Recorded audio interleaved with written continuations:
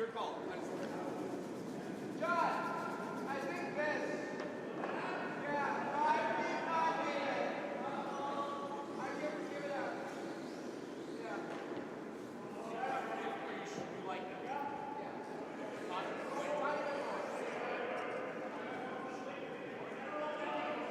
A little bit less ice. Yeah. You definitely put it back. Just came out a little wide. Yeah.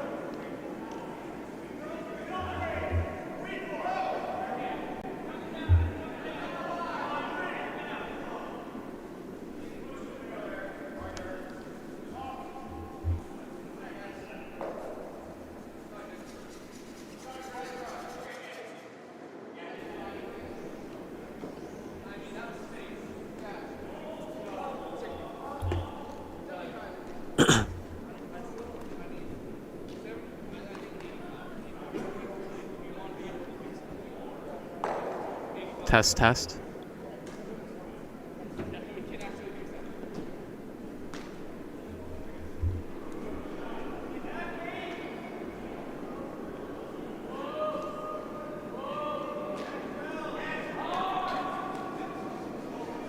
Okay, good morning curling fans. Welcome to the 2024 Francis Dykes Memorial Bonspiel. My name is Matt Hughes, and I'll be walking through the 8 a.m. draw of the slate of games here, and our featured sheet is Team Cape Cod versus Team Broomstones. Two very local teams to the club with a lot of ties to Broomstones on both teams. And as we started here, Broomstones was forced to 1 in the first end, and Team Cape Cod, playing the Redstones, has hammer. We will pull up the rosters for both of these teams.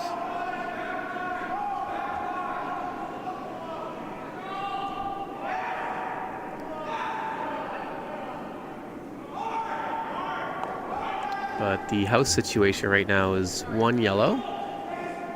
And this rock coming down does have a little bit of steam.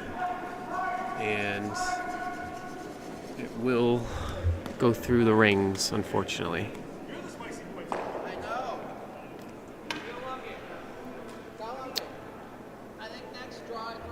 So for Team Broomstones, they are affectionately known as the Team Orange Pants. The lead is Drew Gormley. The second is Jonathan Hickey. The vice is Tyler Holloway. And the skip is Dan McGurk.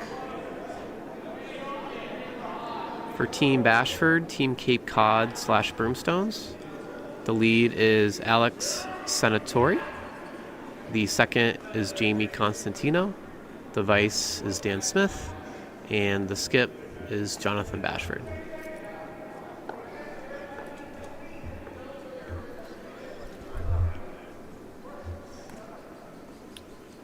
So red sitting 1, back 4 foot. Team Broomstones, McGurk looking for, looks like a bit of a run back on that yellow rock, signaling a backline wait.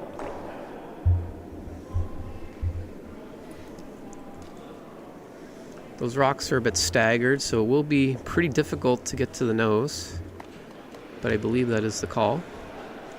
In fact, it would be good if he got a bit inside of nose. So really needs to squeak this red biter to make contact with shot rock. But even clearing of these rocks isn't the worst result for Broomstones. Rock's coming down. It looks like it's going to over curl slightly. And just remove that yellow rock and roll to an open spot. That does improve the angle slightly, but Cape Cod will have the ability to hit and roll under to sit 3. Dan Smith, the vice, lining up the hit.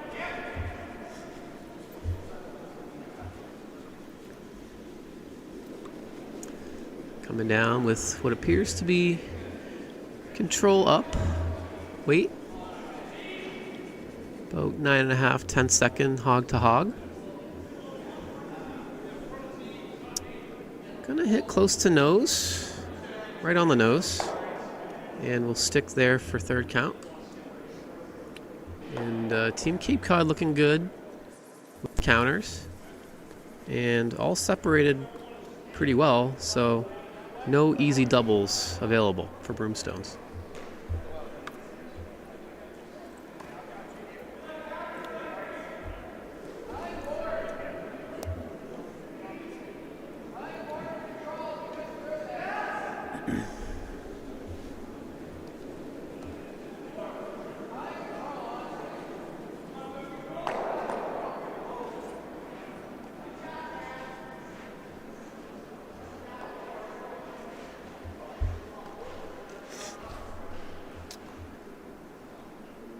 So, looks like Team McGurk is flipping their order around a little bit. So I believe this is Tim throwing last rocks, or vice rocks. Some good control weight hit. Will make contact with shot rock, but roll out of the rings. So Cape Cod's still sitting 2.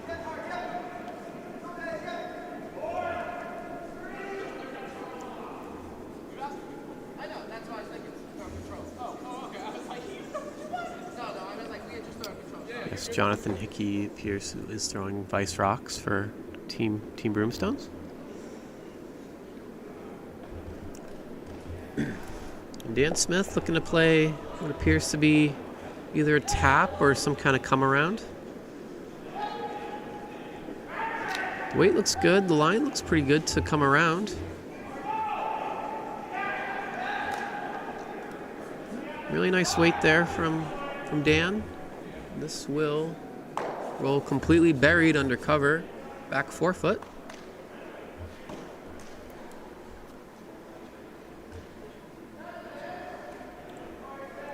And McGurk looking to maybe play a run on these 2 reds. Definitely an option.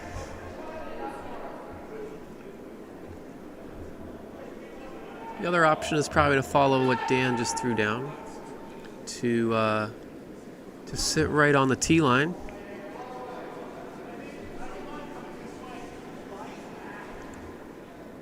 Also a double available on those top reds. It's tough, but is in theory there.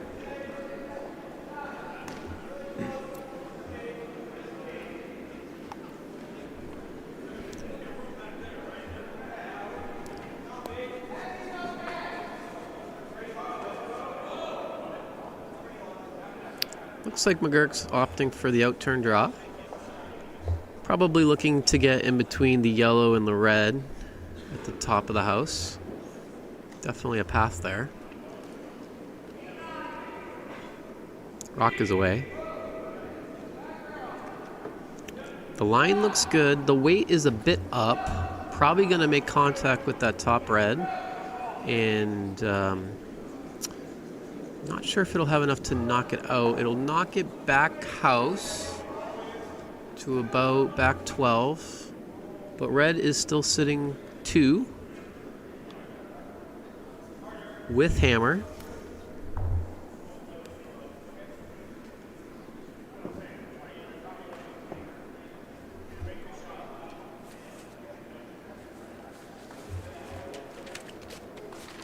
And I do have some bios on at least one of the teams. Let's see if I can find the other. Yep.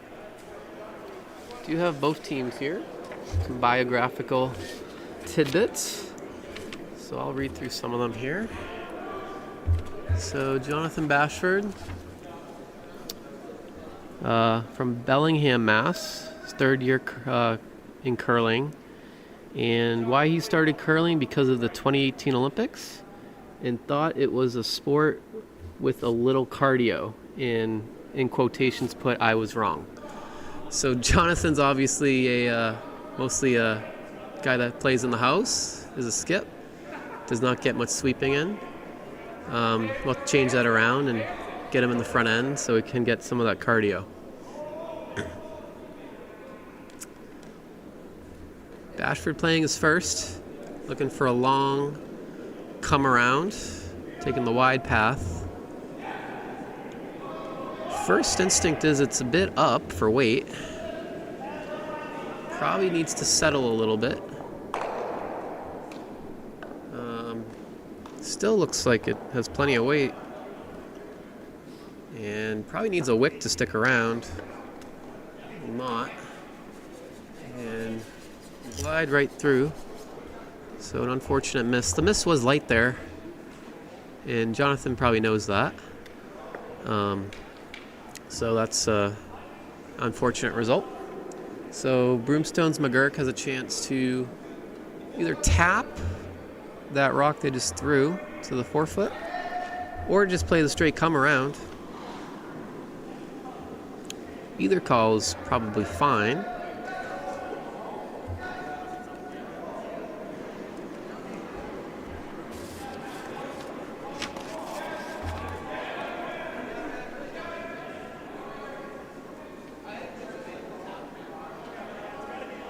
Dan McGurk skipped for Team Broomstones from Randolph, Mass. This is his 4th year curling. Why he started curling, because of the Olympics, didn't specify which year. And enjoys bullying my friends is what he threw down.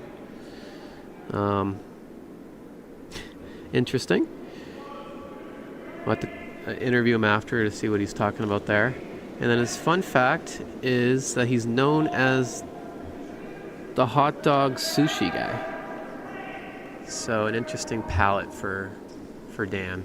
But here's Tyler throwing last rocks here. Looking for the come around that we talked about. The weight's pretty nice. It will bite the forefoot and get a bit of cover, but red is still sitting 1. And hammer to come. Seems as though Bashford's looking to basically just follow this down, maybe with a bit more weight, and try to get really anywhere near nose. We'll actually give him 3. A little concerned with how little ice he's taking. I would probably play something more towards backline to hack, given he can probably only see what looks to be less than half of the rock from the hack. But we'll see what happens here. Jonathan Bashford throwing his last. Rock is away. Seems to be control weight. It's floating a bit to the outside. I'm not sure if this is going to make contact. It will not. And it will take... No, just sail through. But red does score 1. And after 2 ends, it is a tie game, 1-1. Looking at other sheets, on sheet 1, we have Charlotte versus Diamond State.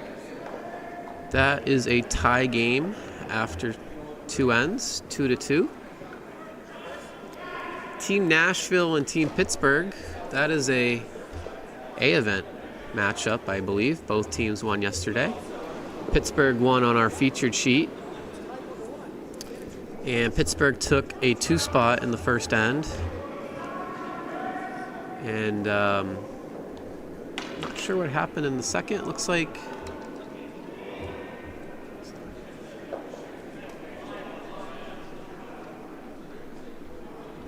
Pittsburgh actually stole 3 in the second end, so they have a early 5-0 lead over Nashville. And on sheet 4, Triangle out of North Carolina has a 3-2 lead over Merrimack Valley. So tight games across the sheets early, except for sheet 3. Always good to see.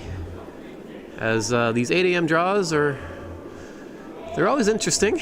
You kind of figure out which teams enjoyed themselves the previous night pretty quickly, and which teams opted for a bit more rest. But from what I can tell, I don't see too many people stumbling out there. Looks like everyone took this pretty seriously, which is good to see. Lead rocks underway on our featured sheet. Drew Gormley looking for a corner guard. Looks like that will settle pretty nicely. Looks like, not sure if Bashford was trying to come in the rings with that first one, but kind of drifted away from the center line.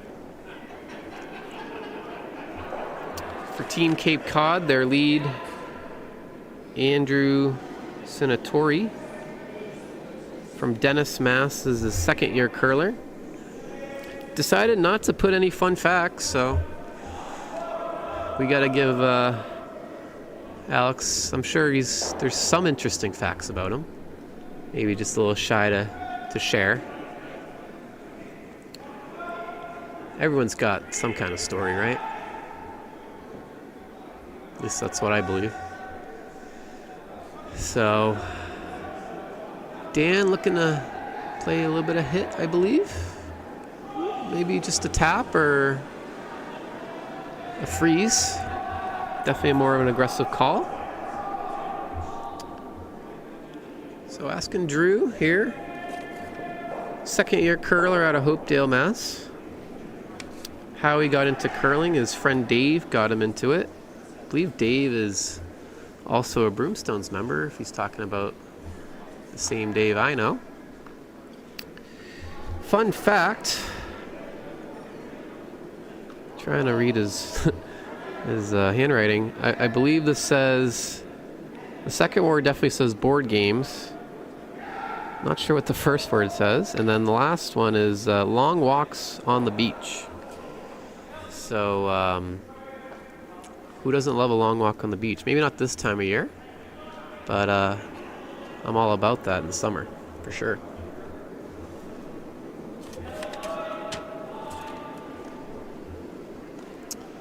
Jamie Constantino, second for Team Cape Cod. From Bridgewater. How he started curling, he wrote down to pick up girls. Might be referencing the wrong sport. Or maybe he just had different types of perceptions of curling. And then fun fact, he has been bit by a shark. Wonder where that bite took place. If it's visible. Maybe we can get a visual for the next draw. If it's in a PG-13 location.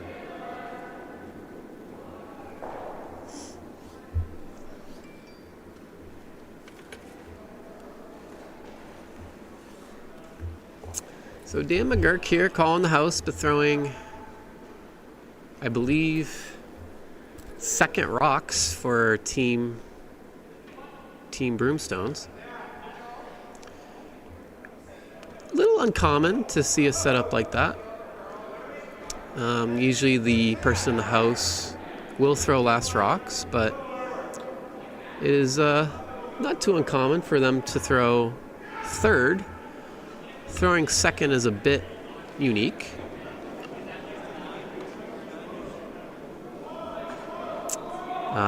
But to each their own. Looks like an upweight shot here, trying to knock this red and roll towards the middle. That is a very nice shot. Will roll pretty much buried under that top 8 rock and nearly frozen to the red rock on the button. Red is still sitting one, but that yellow has rolled to a fantastic spot for a potential soft weight hit to knock that red out. Drew waved to the booth a few minutes ago. Appreciate the shout out. Maybe looking for a few more brownie points out of me. But I am a completely unbiased announcer, so that those tricks do not work, unfortunately.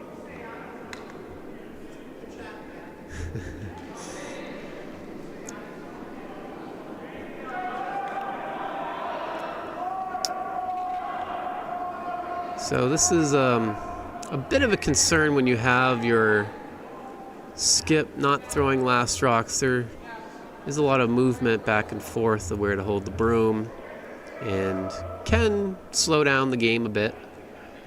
Not saying that's happening necessarily here, but it can happen. So just something to look out for, as we do have the timely play rule of 110 minutes. Looking at other sheets, it's not as if this game is far behind others. Everyone is also playing the third end across the other sheets. So there should not be an issue with time. but we'll keep an eye on it. Here's that soft weight hit that I was talking about. The line's really nice. It's going to knock the red to the back of the rings and actually all the way out of the scoring area. Is in that dead zone behind the rings. In play, but not in the rings. So that rock will stay there. We call those skip trippers. But that one is at least a little away from the center line, so shouldn't sneak up on our skips. And Dan Smith playing a soft weight hit. This is hanging out a little bit, but the soft weight should allow it to come over and will clear the guard and make contact with that yellow and roll and make contact with shot rock as well. Rolled to a very nice spot. Yellow is still shot, back button, but again, just like Dan's shot a couple shots ago, rolled to a very nice spot that can be easily tapped to shot rock, and at the very least cuts down the scoring area very much for Team Broomstones. So that's a 4 out of 4 all day long. Great shot from Dan Smith, because we have a couple Dans.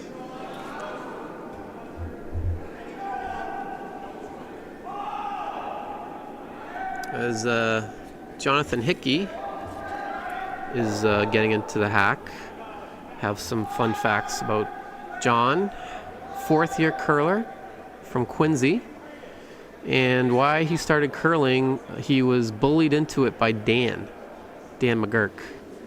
So maybe that's how we know about the bullying aspect from that Dan mentioned earlier. I think that's an important point to clarify, that Dan McGurk isn't necessarily a bully outside of curling. He's just a bully to get people to play the game of curling.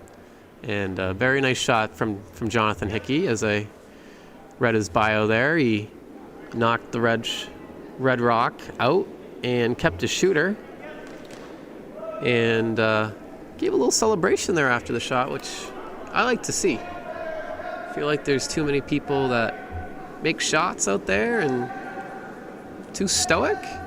You make a great shot, throw your broom in the air, arms in the air, go all out, throw a party. We need more of that. Out-turn hit, little wide from Dan, fortunately. We'll sail through.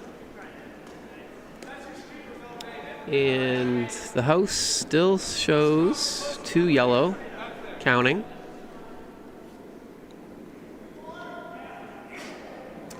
And yellow has hammer, so there's definitely an opportunity here for a multiple end. As we get to, I believe, skip rocks. Or no, we're one away. We have one more for Jonathan.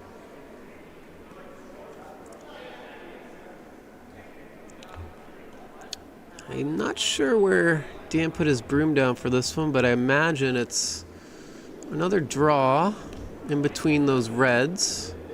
Definitely taking plenty of ice for this. Okay, he's calling for the guard. Guard's okay here, but I think you can definitely try to slip this in. Looks to be on the center guard. It will click the guard and move over a touch.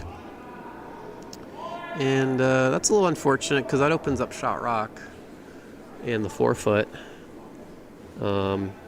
for a hit for Jonathan. And he can even make this double if he hits just outside nose. And with Jonathan's upweight ability, this definitely is in play.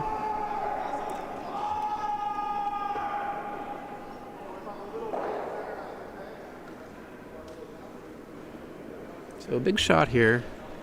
Definitely need to move at least one of these yellows.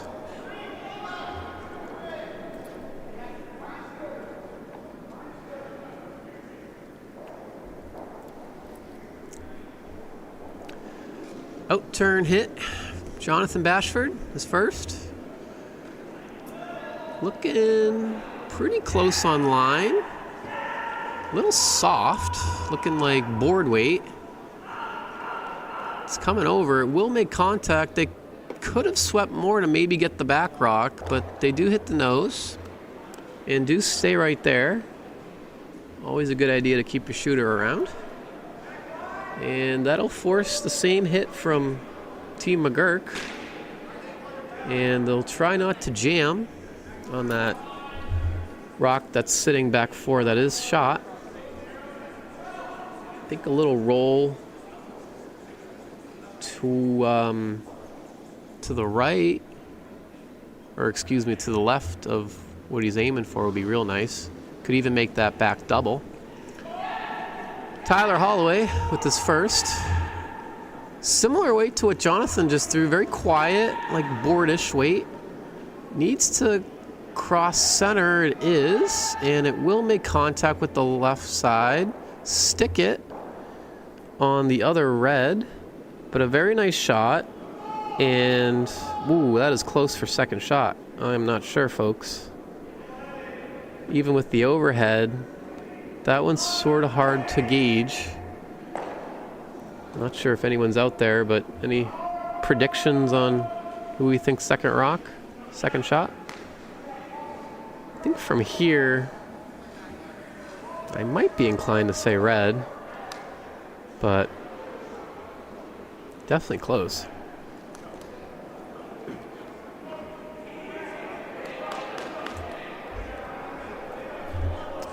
But Jonathan Bashford looking to, he's adjusting the broom. Maybe just a quiet tap or a freeze on that yellow rock. That is definitely shot in the back 4. The weight seems a bit up for me. Definitely needs to come over. It's on that yellow high guard. It's trying to move, but I'm not sure it's going to move enough. It's going to hit that top yellow. And I think that was a bit of a miscommunication there. I don't like to see that much movement once you're in the hack. That discussion really needs to be happening in the house on skip rocks. And, if you do have a change of heart, I'd prefer to see Jonathan go back to the house and readjust the broom, just to get in the proper headspace to throw the draw versus a hit. I always find that helpful to come back up the ice knowing what shot you're going to throw. But definitely a learning curve there. And Tyler now with the chance. If he hits this red rock, that will be a score of 4, because I believe this is hammer.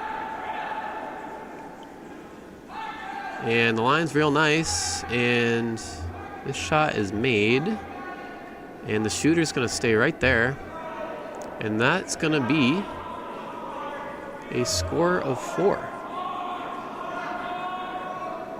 Score of 4 for Broomstones with hammer, and that opens this game up. Broomstones will take a 5-1 lead after the third end.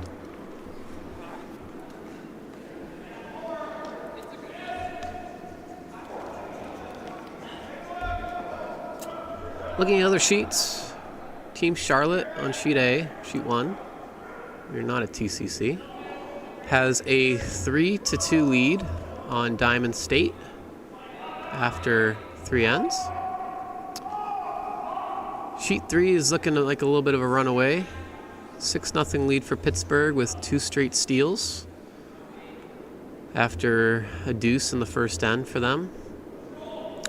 So they're looking real strong in the A bracket. Definitely look to be a contender here. And on sheet 4, we have Merrimack Valley, after suffering a pretty tough loss yesterday, are now leading 4-3 over Team Triangle. Triangle also with a tough loss on Skip Rocks. So one of those teams looking for a bit of redemption. Featured sheet, Drew Gormley threw up a very nice center guard. And the lead for Team Cape Cod, Alex Senatori, looking to throw up a corner guard. This needs to curl a bit, but it also looks a bit heavy. So it will come into the rings and be available for Team McGurk to hit if they choose to. The signal is the freeze. I think, I mentioned this a little bit yesterday. I think once you get pretty significant lead, even if it's early in the game, I'd like to see more hits from teams. Take advantage of your lead, No need to really mess around and have enemy rocks build in the house. I would hit this rock, but that being said, if the freeze is made perfectly, who's to question? So, draw's coming in.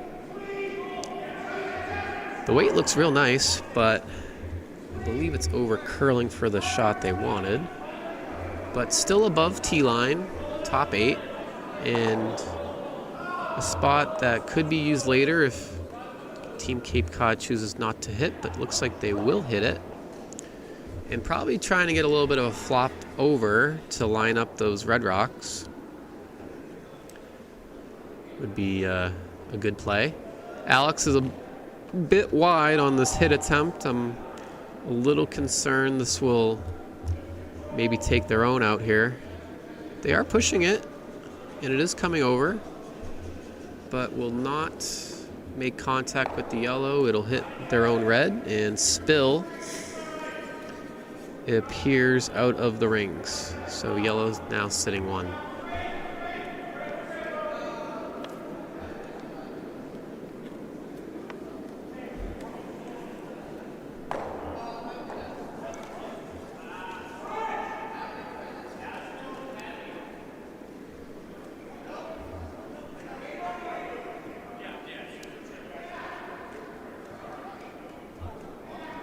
See Bashford and Hickey having a little communication there. These teams all know each other, all very local to Broomstones, even though Bashford is labeled as a Cape Cod team.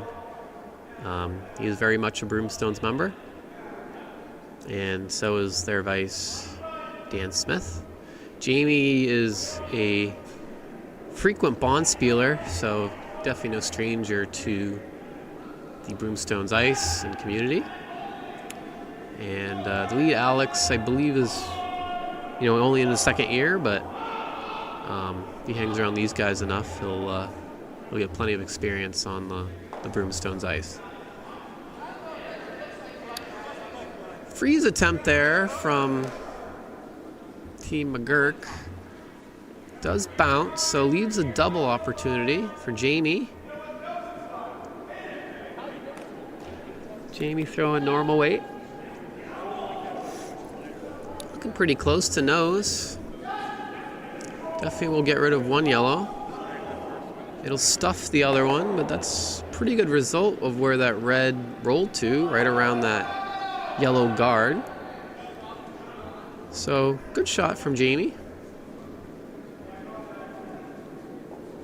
Yellow's still sitting 1. Maybe looking for either a come around or a tap on that yellow rock.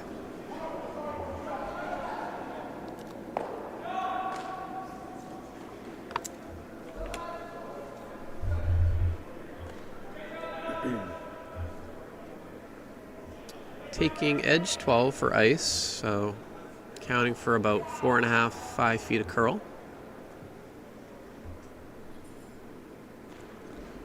Which is very possible on this ice. The call is T-line out of hand.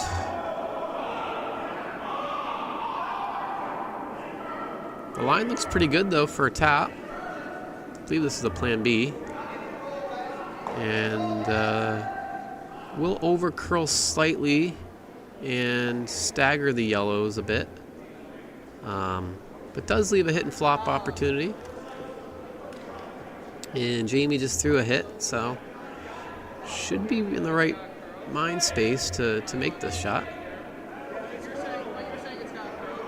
Looks like similar weight. Normal. They're on the sweep. Line looks real nice. They come off of it and they're looking for the roll and they get the roll. Very nice. Right around cover.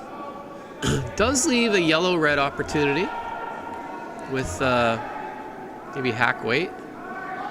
Not sure what the conversation here is, but seems to be in good spirits, in the spirit of curling.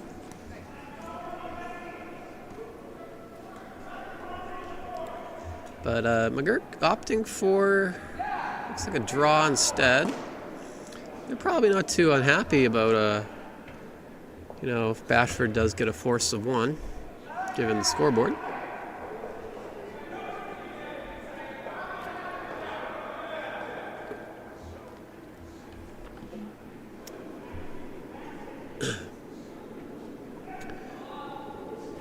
Jonathan Hickey. Looks like he, this was well inside where they wanted this rock. It's flirting with the center guard. If it gets by, it's real nice. It does not get by. Will wick off the top and roll through. But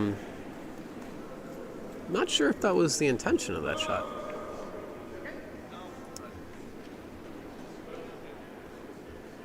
Bashford looking for a biter, top 12.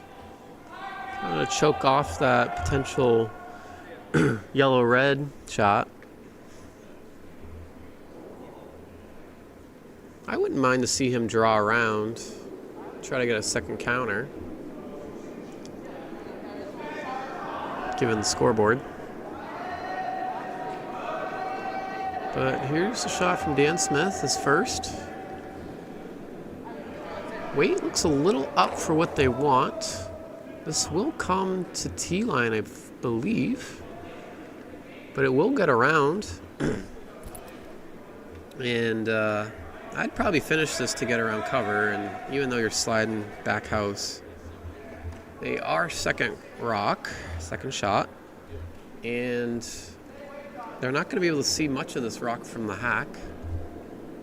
So I believe either a freeze is the call, or still that yellow-red. Given the broom, I think they're playing that yellow-red baby hit, probably with hack weight. I didn't see a signal for weight, but given the ice, I think that's what they're going to go for.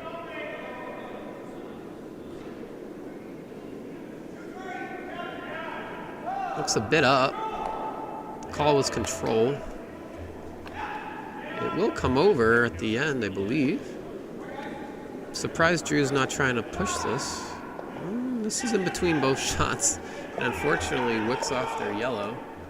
And a bit of a mistake there. Definitely in between, I think, the weight that they were looking for. But yeah, red sits 2, and definitely an opportunity to potentially lay 3 and get a multiple. Definitely need a multiple here for Cape Cod. Second for Dan Smith. This one looks a bit lighter than his last. Sweepers are on it. But they want it a little bit lighter. I think where Bashford has his broom is a pretty decent spot. This is now gliding. I'd try to probably come around this one if I were them. Okay, it will settle and unfortunately leave a pretty easy double if you get right to the crotch there.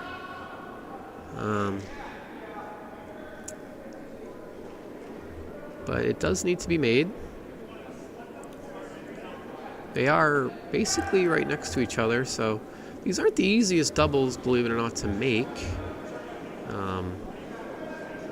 Certainly you have a pretty large area to make the shot, but not as big as you would think. If the rocks are separated a little more and they were side by side, this this shot would actually be a bit easier. But definitely in Tyler's arsenal here to make this shot. Shot is away. Looking like good normal weight, maybe even normal up. A bit wide, looking to push it over towards the crotch. It will actually just make contact with the one rock and get the back double, so a very nice shot. That very well could have been the called shot. And it leaves the shooter right there.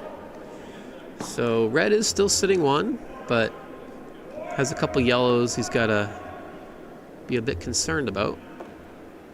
They're looking at the nose hit on that yellow, but they will only be third shot if that is made. So I would actually prefer to see a come around here to sit the two.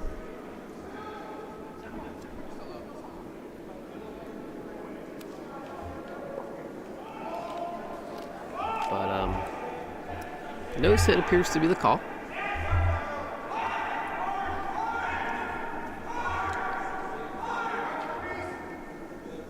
So this is Jonathan Bashford's first. Looking for a nose hit. Looking pretty soft on weight. Looking more like bored. They got to be careful. They might have lost it already. It's coming over. Will make contact with the yellow, spill over, but the shooter rolls away. Is able to preserve his shot rock, but the shot rock is about 80% exposed from my view. So definitely able to get to this with either hack or even backline weight.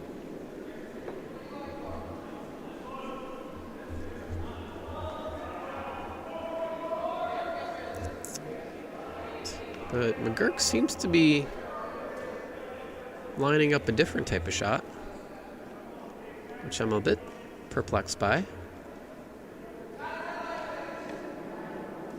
Looks like he's calling for a guard.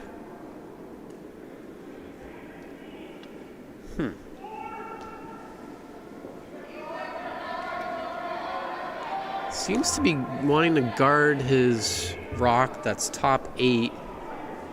Seems to be concerned that that's the only yellow in the rings. But I think this is pretty dangerous because if this guard isn't made perfectly, Bashford will have a shot for 4. So a lot of the times I prefer to get a second rock in there as opposed to kind of guarding your lonely soldier. But this is coming in, so I think this is actually a better result than what McGurk drew up. It does come in nice. It will sit for a second shot, third shot.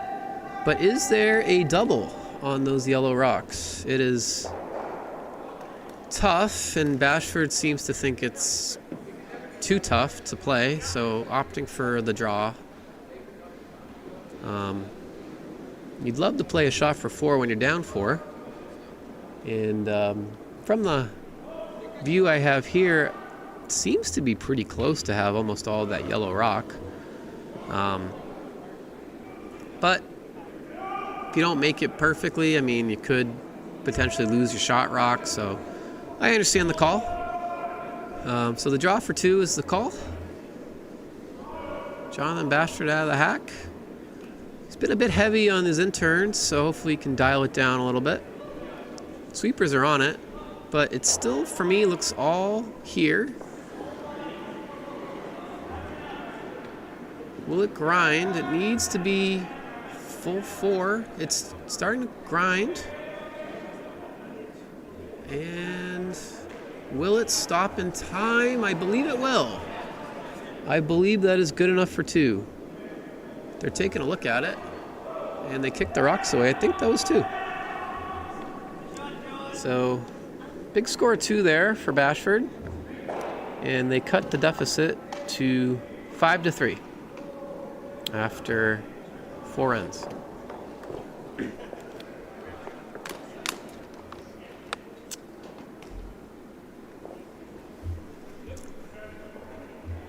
Other sheets.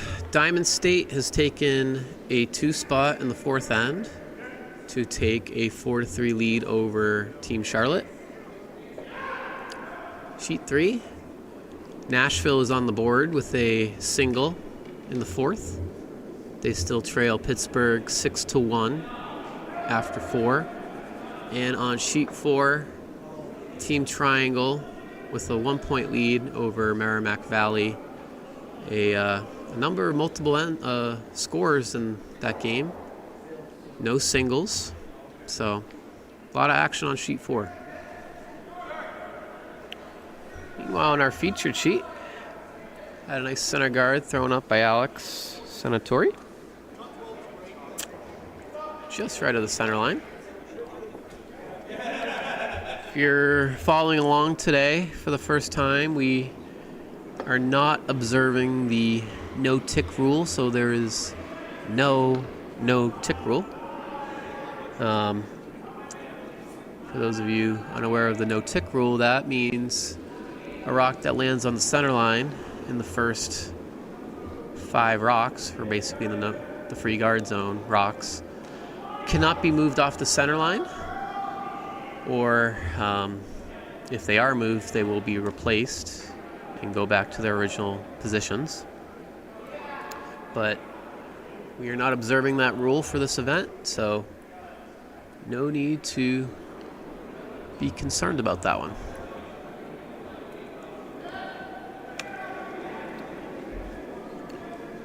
Looks like a come-around attempt came up a little heavy for Drew Gormley, so the come-around now from Alex. Sweepers are on it. The line looks pretty good. Looks like it will potentially over-curl on the other side and slide to just about T-line. So nice shot from Alex, good weight. But it is exposed on the out-turn side. And McGurk looking to play.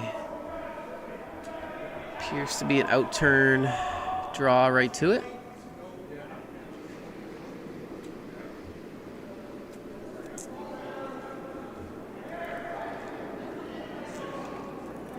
So Drew Gormley attempting the draw.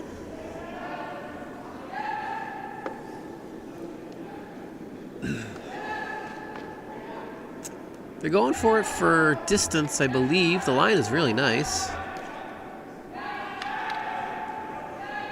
Ooh, it really just took a sharp left turn there and will not make contact with shot rock. That almost looked like it picked or something.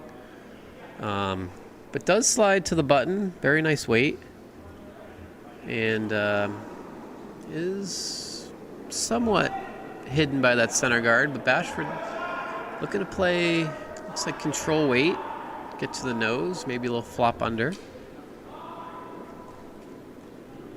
So Jamie Constantino looking to play soft weight hit. Line looks nice. Needs to come over, and it is. And this looks very nice. Oh, nice shot from Jamie. Nice little flop. And red is sitting too.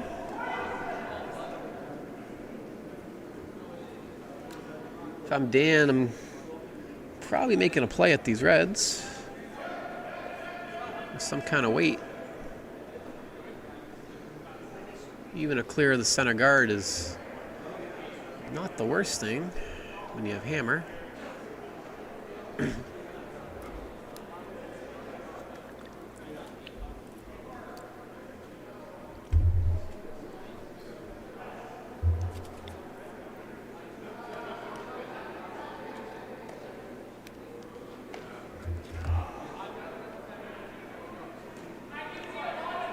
So Dan McGurk looking to play quiet hit around the center guard.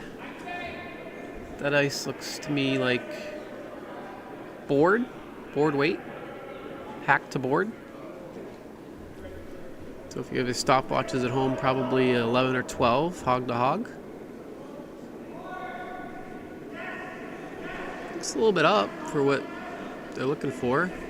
So this doesn't have too much tolerance. It will wick off the center guard. Unfortunately, Doesn't make that much contact with it, so he sticks it right on the center line. But does open up that red rock on the right there. So could play very similar weight on that again, if he chooses to. Jamie, looking for probably, I think a nice tight 3 guard would be real nice here. They're on it for weight, I assume. Line is also a bit tight. It will hit the center guard, but if they get close to nose, that's a pretty good result. And that's not bad at all. That really puts a blockade on the center line. And Team McGurk is going to have to peel those out.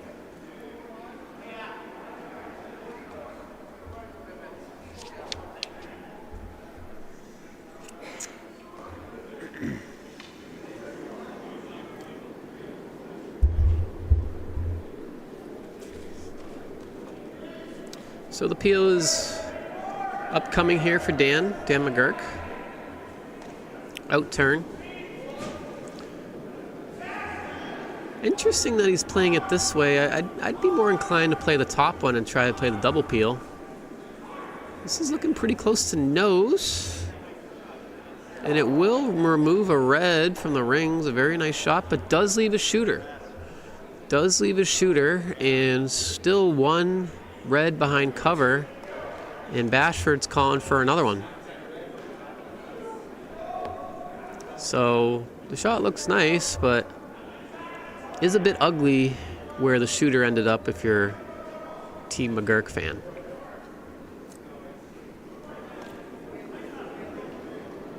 Probably the call was the straight peel, and he got a bit more nose than he wanted. Draw attempt here from Dan Smith, flirting with that center guard. Believe it will hit it. Just came up a bit light here, but not a horrible result. We'll push that rock a bit, and shot rock is still very well hidden. Team McGurk probably will play a peel again. They could make a run at the run back now that that is their own color. But I think the peel probably is the plan A shot.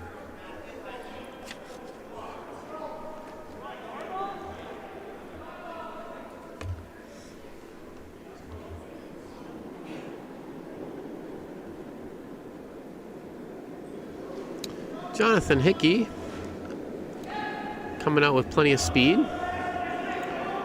He will cross the face of this yellow and will peel it away on the low side. It's just fine result there. Rolls his shooter out of the way. And now Bashford looking to throw up another guard.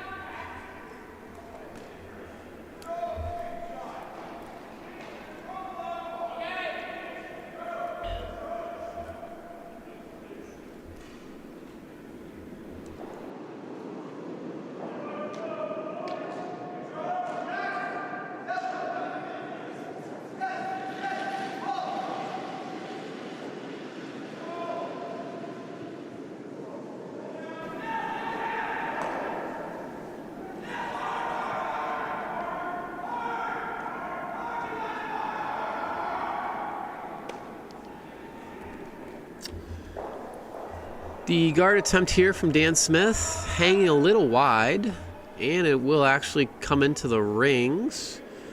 Plan B now will probably be to try to freeze it. It does come in and does make contact, but does freeze pretty nicely to the nose of that red. This double is by no means easy. So a lot of weight required here from Jonathan Hickey. Looks like normal weight. Line looks pretty good. Will make contact. Close to nose though. So will not make the double, but will leave his shooter in a very nice spot, almost glued to that red rock. Definitely a fine result there, and Bashford will probably be trying to guard that rock for his life here.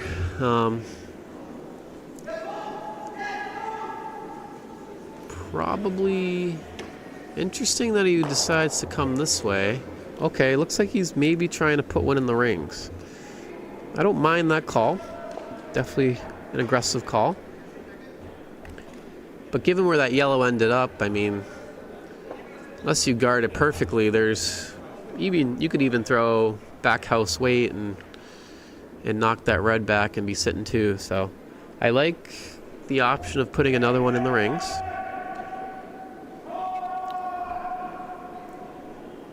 And there is plenty of room to make this draw. Would hate to see a bit more line, unless the ice has been a bit straighter this morning. Yesterday we were seeing edge 12 for draws to the button, and this ice is significantly less than that. But this seems to have a lot of speed. This is a bit heavy, and that's sort of been a theme of the day for Jonathan. This will maybe click the guard, but actually be a good thing because it took the weight off, and we'll roll to the 8 foot and sit third rock, third shot. But definitely wanted that to be in shot rock position. But now this soft tap is available for the fourth rock thrower, Tyler Holloway.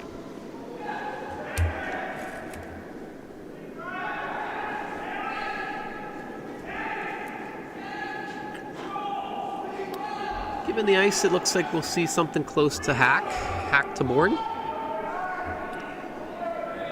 The line looks pretty good on this. Needs to come over, and it should with the weight. Oh, it's hanging on the outside. It's actually going to lose their yellow. And the sweep is on, and I believe now red is sitting too. Oof. That is a very unfortunate result for McGurk. The weight was very good. It was just a bit wide for line, and maybe a little more than what they were looking for weight. Probably closer to control down as opposed to a board. So yeah, that's unfortunate. So now red is sitting two, and definitely an opportunity to steal. They are looking to put one around these center guards. I think top four is the best spot. They did take more ice, which is probably what they should have done in the last shot, but at least they learned. Taking edge 12, and definitely a lot less ice a lot less speed. So this one was actually a bit outside of line, so this has a lot of room to curl. They're on it for weight, it appears, but seems to be all there for me. If the weight is good, this is going to look real nice. And yes, will sit. Biting button, and is a bit exposed, so a lightweight hit is definitely available. If they come to the nose, it's going to be very close for shot rock. I don't know if that other red rock on the side of the 4 foot will outcount. It's very close, but if you're Team McGurk, you just can't allow a steal of 2. So soft weight tap here is the call for Tyler Holloway. Wasted no time. They are looking to get by these center guards. It looks like they will. They're on the sweep. The line looks real nice to get close to nose. It will roll away a bit, and that will be a steal of 1 for Team Bashford. So a steal of 1 will make it a 5-4 game, and Team Broomstones will retain the hammer.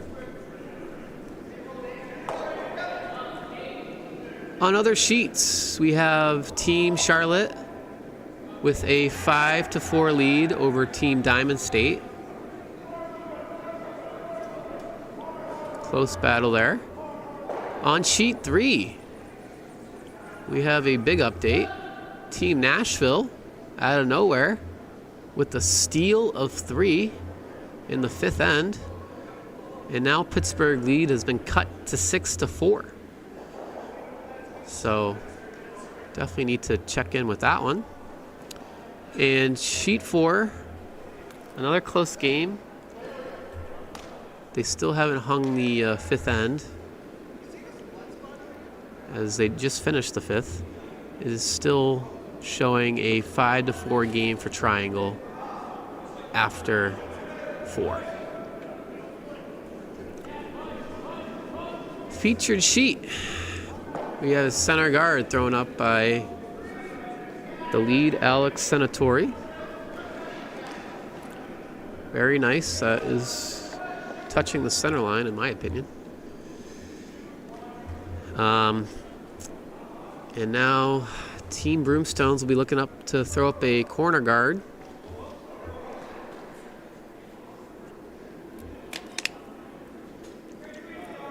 And that looks really nice for weight and line. So 2 4 out of 4s out of the leads so far.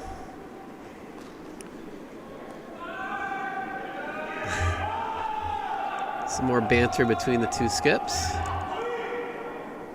Bashford looking to play a come around that corner, actually. I'd rather see him come around his own center guard. Play towards the middle.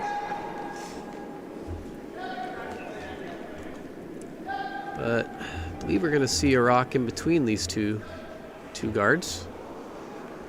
The weight is a little light, I believe. Definitely going to need to pound this. But they are doing a great job of dragging this rock, and it will get around this corner. I don't believe it has the legs to get in the rings, but it is a guard.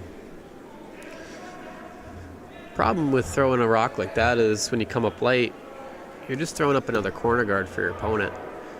So I would be shocked to not see Dan come around that. I'd probably not come that way. Probably try to come in between the two reds. But if they were, let's say for example, they were trying to throw around the center guard and they come up light, you have another center guard, and you're very happy with that without hammer. But situation is what it is. Drew Gormley trying to make this come around these two reds and sit on the side of the 8-foot. Line looks great. Needs to curl a touch, but the weight is nice too. I think he's gonna be very happy with this shot. Even a little wick, maybe? Doesn't get the wick, but that one just didn't come over. I like that halfway down. Just didn't get the finish that we typically see on Broomstones ice. And does sit open if Bashford chooses to hit, and he does. So this is Jamie Constantino throwing inside out hit across the center line. We've seen these rocks stay very straight, and this I don't think is any exception. Does come over at the last minute, will roll out, but a nice shot from Jamie. We've just seen throughout this event rocks stay on the center line, and usually when you throw an inside out rock like that, it tends to really dive, but we've seen anything but that these last few weeks really at Broomstones. But the hit was still made.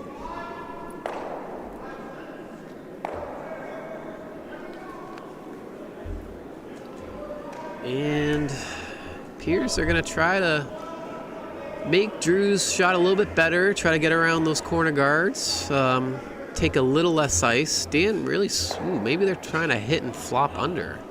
Yep, that seems to be the call, the hit of the center guard and roll under the rocks. It's a very advanced call. And tell you what, he wasn't too far off. It won't roll on the rings, but we'll remove that center guard.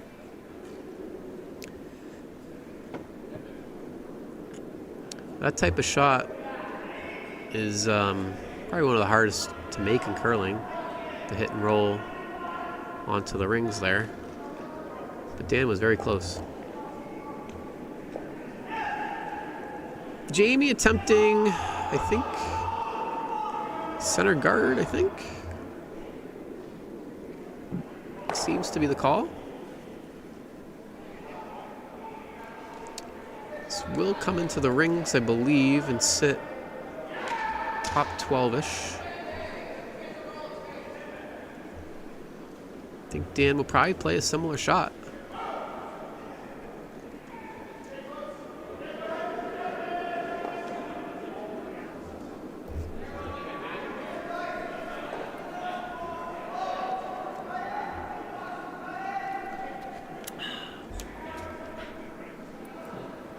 So Dan McGurk just played the shot, trying for a hit and flop under the corner guards. Probably needs to throw a little less weight to try to roll his shooter on. But the broom appears to be close to normal. Maybe control up. I think just removing that red rock is obviously mission number one. And we'll hit the nose. Does give Bashford a chance to draw around the center guard. Looking yeah, I like your second call, Jonathan. Yep, go with that one. Looking to come around that center guard that Dan McGurk just nosed. And, you know, if you're Team Cape Cod, Bashford, you just got to steal. You have momentum. You definitely want to keep the pressure on. And Dan Smith, I'd say, definitely likes his draws, so give him a chance. This one's close. It might flirt with that guard. They're trying to sweep it by. And it will get by and sit and bite top 8. That was a very good sweep. Does leave a pretty short run back for Dan. And an opportunity if you hit a little outside of the rock to maybe get that flop that they've been looking for around the corner. About half a rock is close. And you also roll your shooter away, which is what they want. Keep a pretty open house here. But first objective is making the run back. Looking like plenty of ice here for Jonathan Hickey. It's coming over. It's close to nose. And it will make the run and get the roll that they were looking for. Very nice shot. Very nice shot. Does leave a center guard, which Bashford can draw around and will. But very nice control weight shot from Jonathan Hickey. And he's celebrating that one, as he should. Dan Smith, though, an opportunity to come around, maybe throw a touch more weight than what he just threw.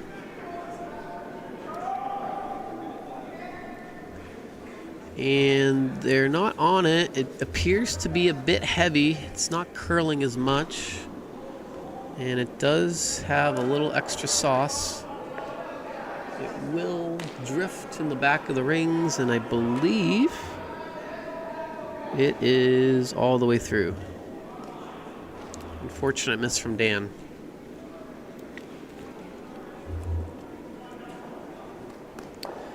So, Team McGurk is sitting one. And an opportunity to probably play some type of come around. Try to beat Team Cape Cod to the punch here.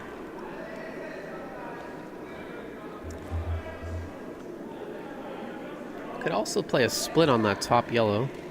I think that's what they're looking at.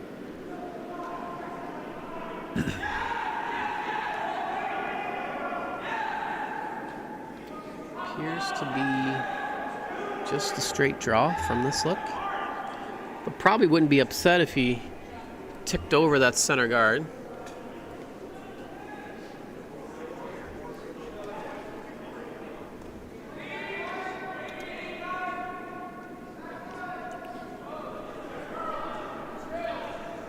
Jonathan Hickey with his last, looking for a T-line weight shot that may or may not tap that center guard. Line looks pretty good for the tap if they try to carve this a bit. Looks like the split is on. The shooter doesn't roll on, but the raised rock puts the shot rock in a much better spot around the corner. I think that's a pretty good result there, but Bashford does have a double. Close to nose, will make the double. That was the one concern with that shot, is you are grouping those yellows pretty close together.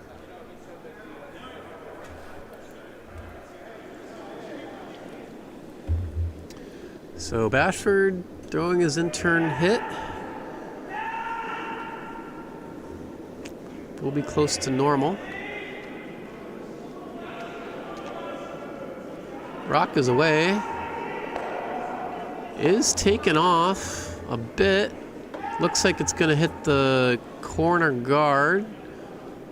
Might hit it where it will knock shot rock out, which it does. So a fortunate plan B to remove a yellow. Does roll his shooter out. But yeah, that rock really did take off. I think probably a bit of a narrow slide out of the hack. And Jonathan does throw a pretty light handle, so he'll probably get more action on his rocks than your average player.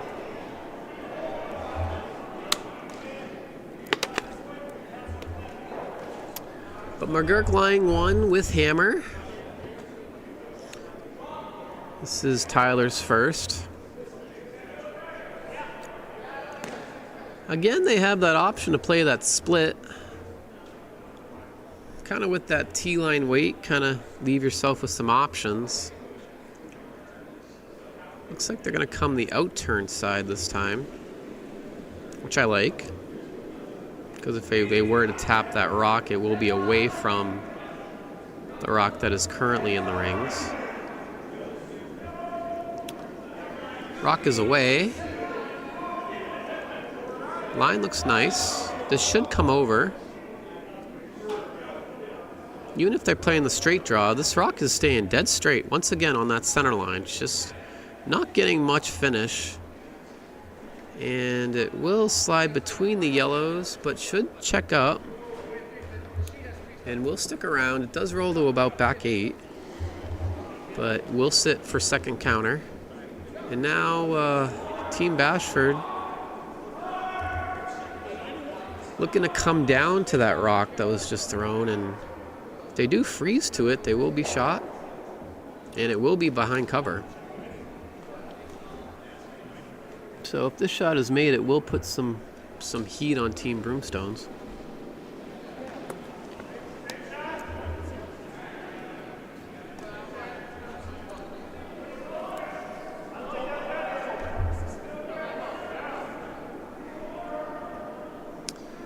So Jonathan Bashford looking to play draw weight shot in between these two yellows. Seems to be a bit up. They're going for line. This is curling more than what we saw. They've got to get around this guard. They're real close. They do wick it, but they get by. And it does roll to the T-line. in a very difficult spot to remove. So very nice shot from Jonathan Bashford. Just wicked that yellow guard and did get by.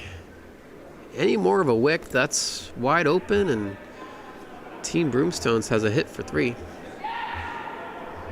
But as is, it seems as though there still is that more of a lightweight hit, maybe hack to board, but definitely a lot more precise. Rock is away.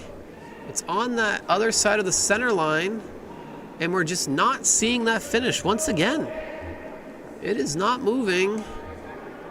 They're trying to curve it, but I just don't think it's going to get there. It's going to go straight through, and it's going to be another steal for Team Bashford. It's going to be a tie game, 5-5 after 6. Very exciting game here. The 2024 Francis Dykes Memorial Bonspiel.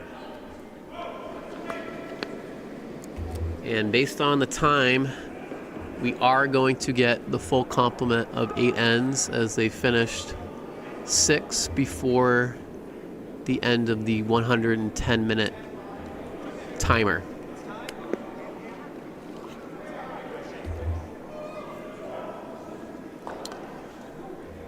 So, action on other sheets.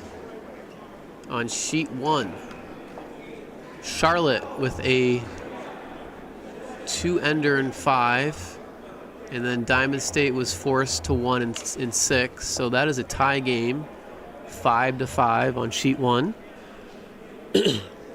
On sheet 3, Nashville once again with another steal in the 6th end to cut their deficit to 1. It is a 6-5 game on sheet 3 in favor of Pittsburgh. And then on sheet 4, Triangle scored 1 in 5, and they have a 6-4 lead over Team Merrimack Valley. But we'll keep the action on the featured sheet as we have a barn burner. Broomstones did have a 5-1 lead at one point after the 3rd end, but a deuce for Team Cape Cod in the 4th end, and consecutive steals has led to a tie game. 2 attempted guards put up. Alex did slide into the rings with his first and sits top 12. Drew Gormley made a very nice corner guard. And the call, I believe, here is some type of tight guard, but this is getting away from the center line. And again, this is sort of what we saw last end. Another corner guard put up for Team Broomstones that Dan McGurk will happily take, and we'll try to draw around. So just a bit of a mistake there, I think, on strategy from Team Bashford. Drew Gormley looking to put up a side of the 8-foot rock around cover. This one is really finishing, but it is by. And the weight looks real nice. They might need to get this in for distance, but it will bite the rings, which is really all that matters.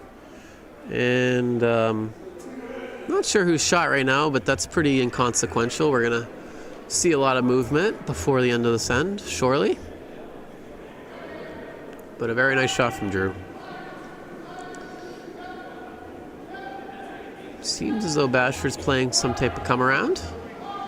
His top 12 rock, or maybe a tap. Definitely a little tight out of hand from Jamie. They're going to look for a plan B. Seems as though it might hit that pocket between the red and the yellow rock. Seems to be a bit light as well. Will it get by this yellow? I don't believe so. It'll just kind of nestle right in front of it. So a lot of stuff up front this end. We're going to probably see a number of taps and potential come-arounds.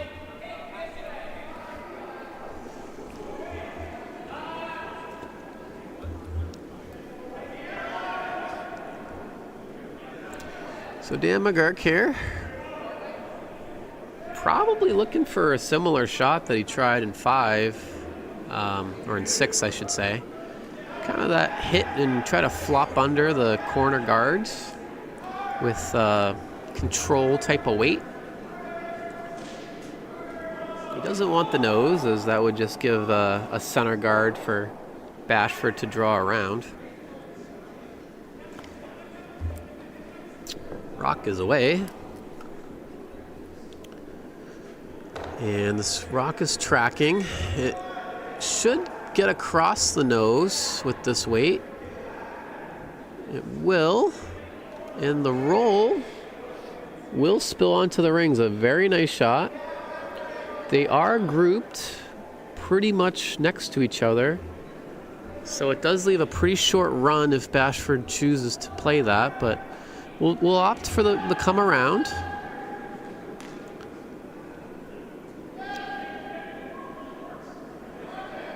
With Jamie's second here. This rock is tracking and getting pretty close to these guards. I believe it will crash. Just a bit light again from Jamie. This will nestle that red onto, or a little closer to that pocket.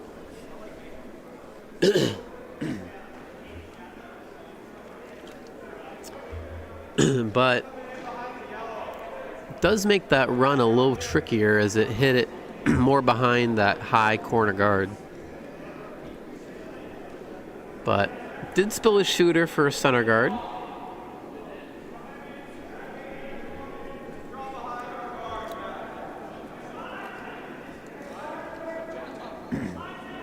So I think here again, Dan McGurk is just trying to beat Cape Cod to the 4-foot with a come around.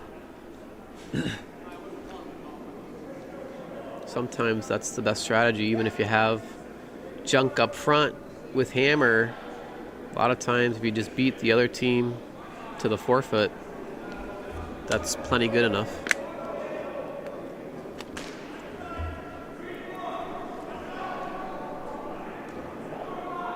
So the in-turn draw here from Dan.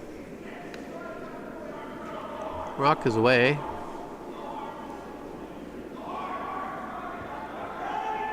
Line looks pretty good. The center guard should not come into play, but it appears to be a bit light. They're going for weight. Oh, this might have picked.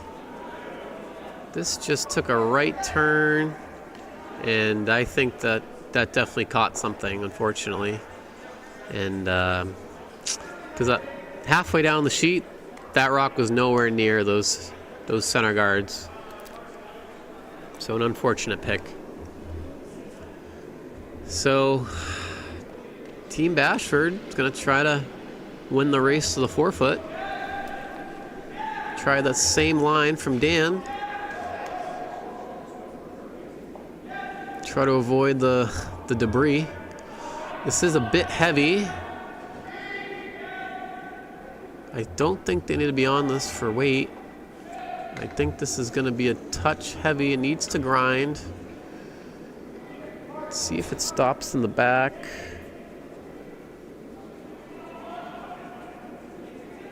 Will settle.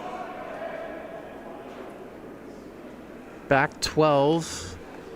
I am not sure if it's good enough for shot rock. They're taking a look, but from this angle, I think one of those yellows is definitely out counting, but it's hard to tell.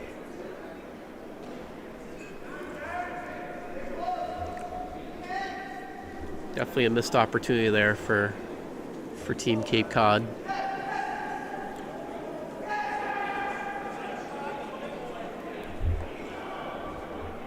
But this draw has proven to be pretty elusive.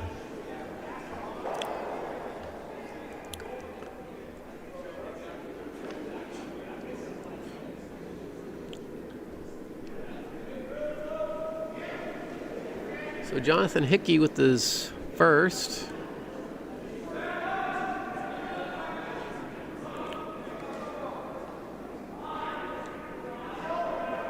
Trying to make this in-turn draw and prove it is possible. Line's pretty good. Should get by the guards, but I think they're a little worried on the weight. This will get by, but will it stop? Or will it come to the back red? Does slide to the back. And now that is certainly shot rock. But still another opportunity to get to the forefoot and really put a lock on this end. Basically the first one of the forefoot will likely score here.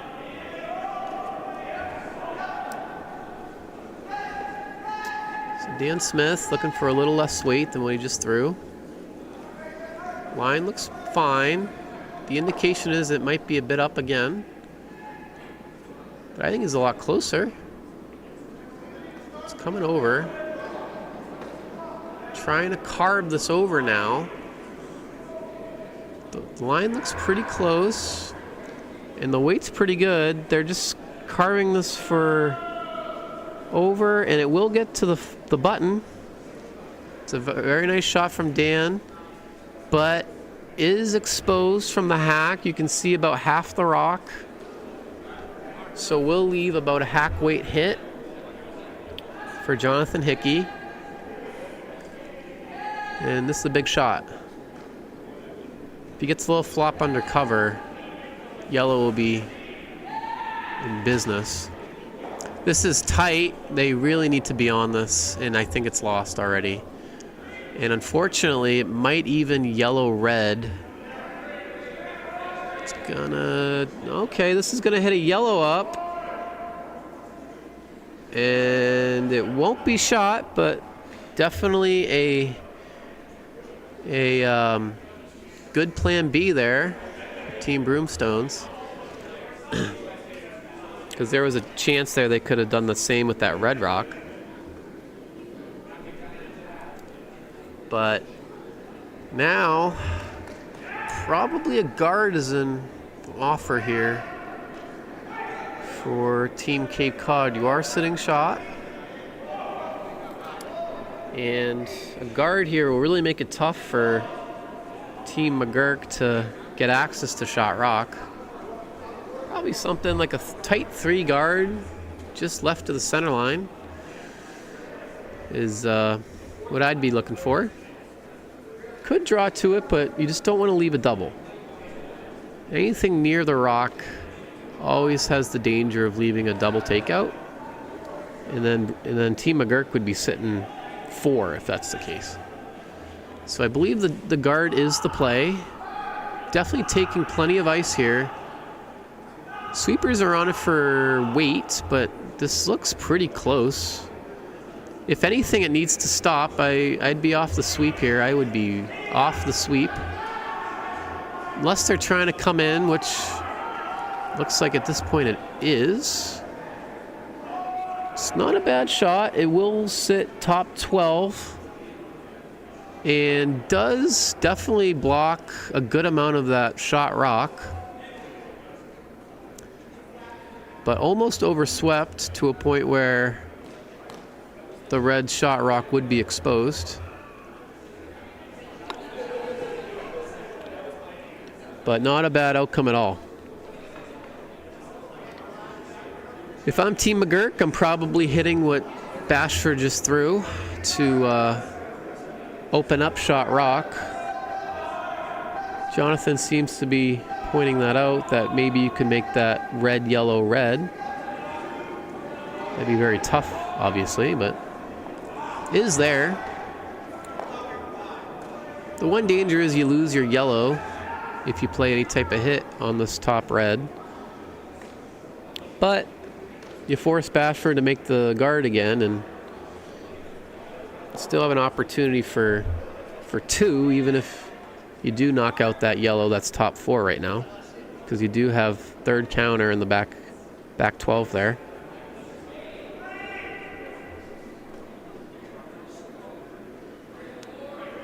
So a lot of discussion here. One would argue too much discussion between Team McGurk. But we are getting into the nitty-gritty of the game, so definitely a shot that requires some attention. The one thing I don't like is the one throwing the rock is not involved in this discussion. And, you know, personally, if I'm throwing the rock, I want to have a say. I want to have a voice. But nonetheless, we have fourth thrower, Tyler Holloway, throwing what looks to be an in-turn draw.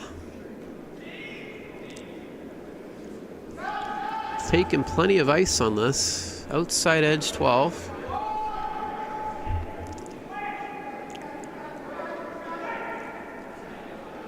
Definitely plenty of line. Trying to get to the face of that red. This just isn't moving. Tyler's rocks just seem to be kind of abandoning him a bit. I'm not sure if it's on release, if he's straightening out the rock or what, but that's 3 or 4 times now we've seen his rocks not come up like we expect. And unfortunately just kind of glides to back 8. That definitely was a little heavy, but still didn't get much finish.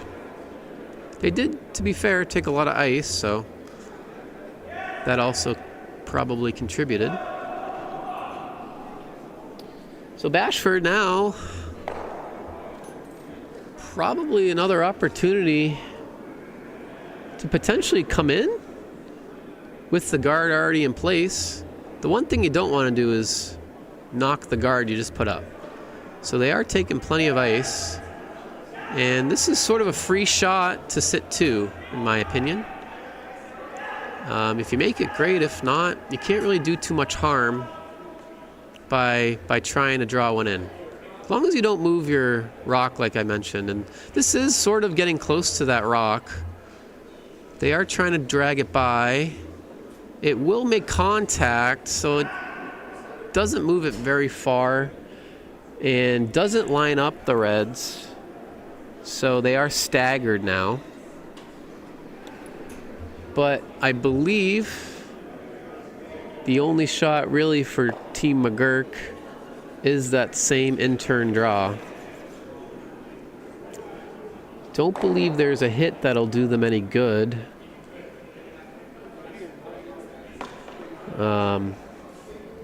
But I think this is probably another lesson for McGurk to clear the front. I think a little bit earlier. They definitely left a lot of rocks in the front of the house, and typically when you do that with hammer, you're going to be pretty limited with your options. So I think the end played out pretty much how Bashford would have loved it to, with a lot of junk up front and then a draw being made by Dan Smith, and then you just kind of guard it. Pretty simple game. So I think just the in-turn draw is there. Tyler's going to be looking for a lot more curl to get to the 4-foot. But a very precise draw is needed. This is the final rock here in 7th end. Tyler Holloway looking for the draw. See how much curl he gets. This looks close for line to get by, and pretty close for weight. Tell you what, he's pretty close. It's gonna get by the top reds. Will it walk in to the 4-foot? Not quite. It's just a little too heavy, and it will slide by. And Team Bashford once again steals in 7 and will take a 1-point lead going into the final end. So 5 consecutive points on the board for Team Bashford.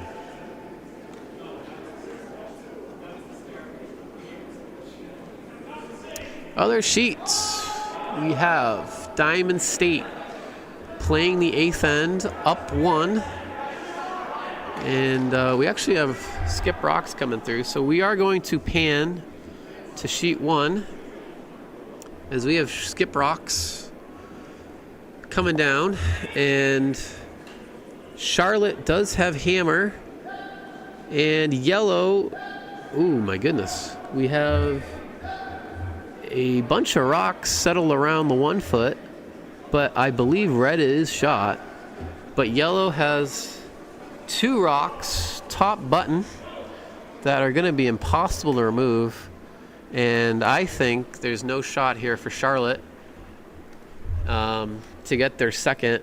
And I think the wise thing is, and I think they are, just throwing this away. And we're going to see Skip Rocks on sheet 1, which is a very exciting way to kick off our Friday action. So we'll stick with sheet 1 here, just to give you the action on sheet 2. Nice center guard put up by Alex Senatori, and a corner guard being attempted by Drew Gormley, as what happened pretty much in the last several ends.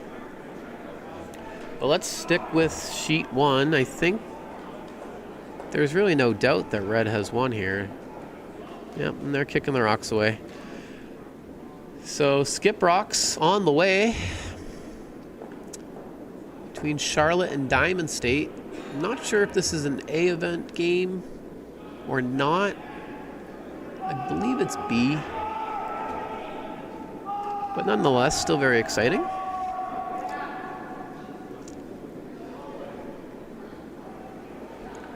Other games are a bit ahead of the featured sheet, so we are the slowest game in town.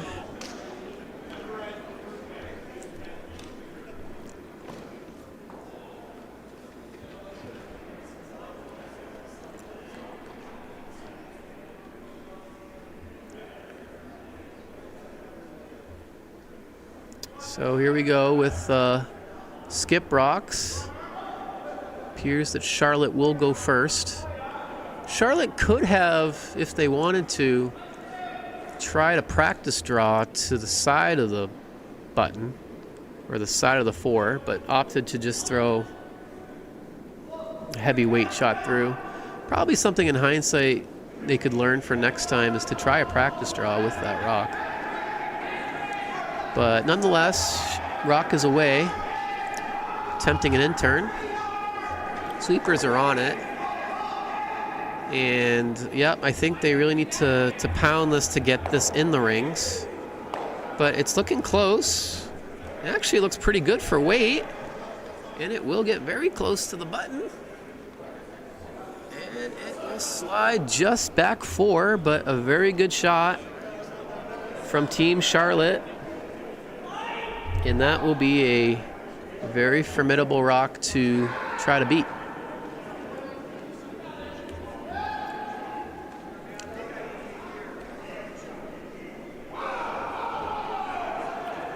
So back 4 here on our featured sheet. Just to explain the action here, we have a come around attempt that will come up a bit light, but will tap a rock that is touching the ring. So Bashford is sitting 1. We will slide over just as soon as this rock comes to a close here on sheet 1. Diamond State with their draw, also coming in with the in-turn.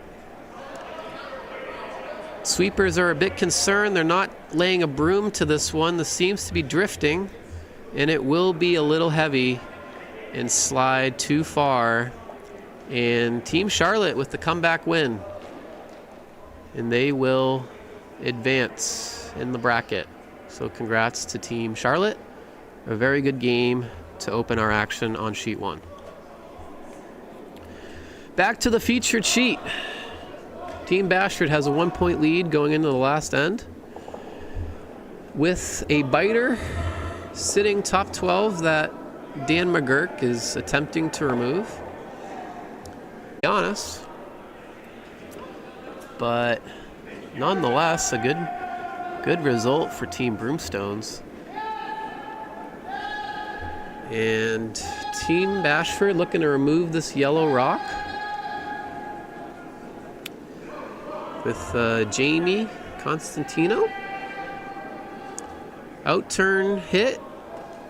Concerned about the line. This is coming over, and I believe will flash. Big miss there from Jamie. Definitely not his best throw. So a chance to sit 2 for Team McGurk in Broomstones.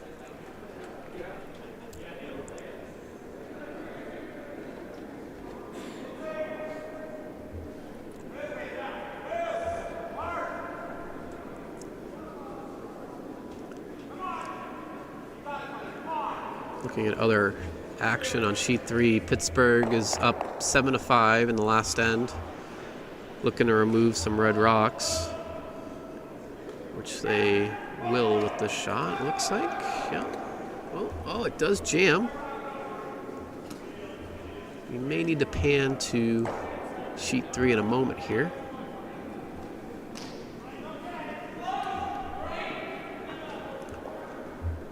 As there's 2 rocks left to be thrown. Dan McGurk looking for the outturn draw.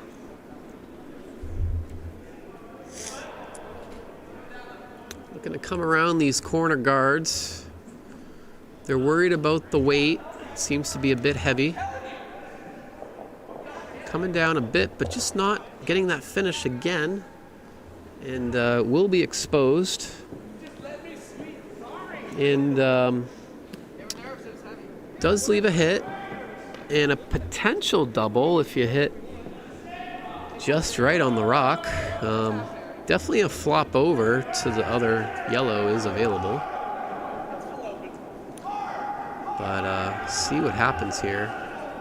But yeah, we have hammer coming down on sheet 3.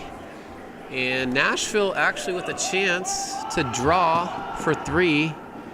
And this would be the win.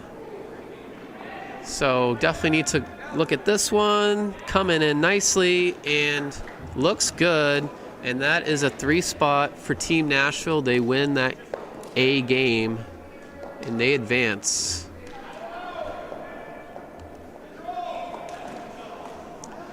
So exciting action coming down the wire here. Meanwhile, on our sheet, I believe there was a flash from Dan, fortunately, Dan Smith. So, yellow continues to sit 2. And really a good opportunity for Team McGurk to put some heat on and sit 3. Probably the best place to put this rock is either to cover the side 8 rock or maybe build a Christmas tree on shot rock, kind of half buried under that corner guard, top 12, top 8ish. Basically want to put this in a spot where there's no easy double. I think where Dan has his broom is a really good spot. So let's see what Jonathan Hickey can cook here.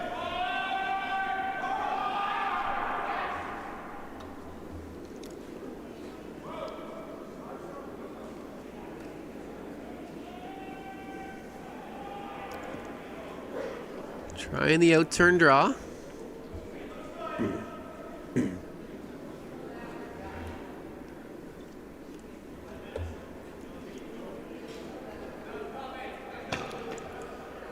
Little worried about the weight.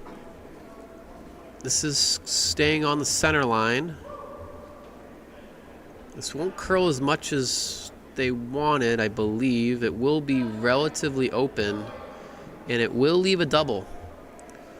This will leave a double opportunity for Dan Smith to get a bit of redemption, to make up for his flash. And in theory, there may even be a triple there if you hit it thin enough. But I think he'll be very happy with removing 2. And the rock is away. Playing the outturn hit. Line looks good. Should make contact. They're got to push it over a bit. It looks good to maybe make that double. He will make the double, but will that top rock get out of the rings? It does. Very nice shot from Dan, removing 2 rocks. And actually made contact with the third one as well. A little more heat on that. He might have made all 3 out of there. But a very good result. But Broomstones just does need the 2 to win. So they are looking to nose hit this red rock. And really keep a lot of separation between these yellows to not allow for a double. But this is coming over. This is getting close to that corner guard. And it does get by. And it will stay on the nose. And yellow will sit too. So decision time here for Team Bashford. Can obviously hit the open yellow, but can put pressure on if they choose to draw around these corner guards and sit on the face. That does seem to be the call. He's gonna try this out turn and try to make it tricky for Team McGurk to remove this rock. Definitely needs to get cover if possible and put this in a place where it could jam. All right, thank you. So big shot here for Jonathan Bashford in the last end. Looking to put one around cover and put pressure on Team McGurk. The rock is away. Sweepers are on it. Definitely needs to come over and cross center line for it to have any type of cover. Don't think they need to be on this. It seems to be all there. Will come in and it will sit shot, but it will be exposed. This is an open hit for Dan for Team McGurk. And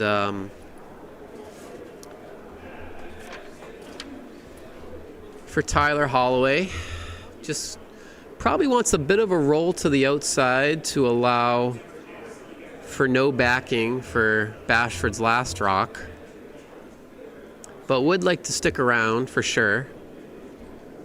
I think if we see the nose hit, we'll see another freeze attempt. So here comes the out-turn hit. Tyler Holloway. Ooh, it looks narrow out of hand. Really need to go on this to make contact. It's drifting towards these corner guards. It looks like it's gonna wick, but where will it roll? It rolls out of the rings, it appears. But Bashford is still laying one. And definitely going to look to guard. Looking to maybe come into the rings. I think the guard is certainly the call.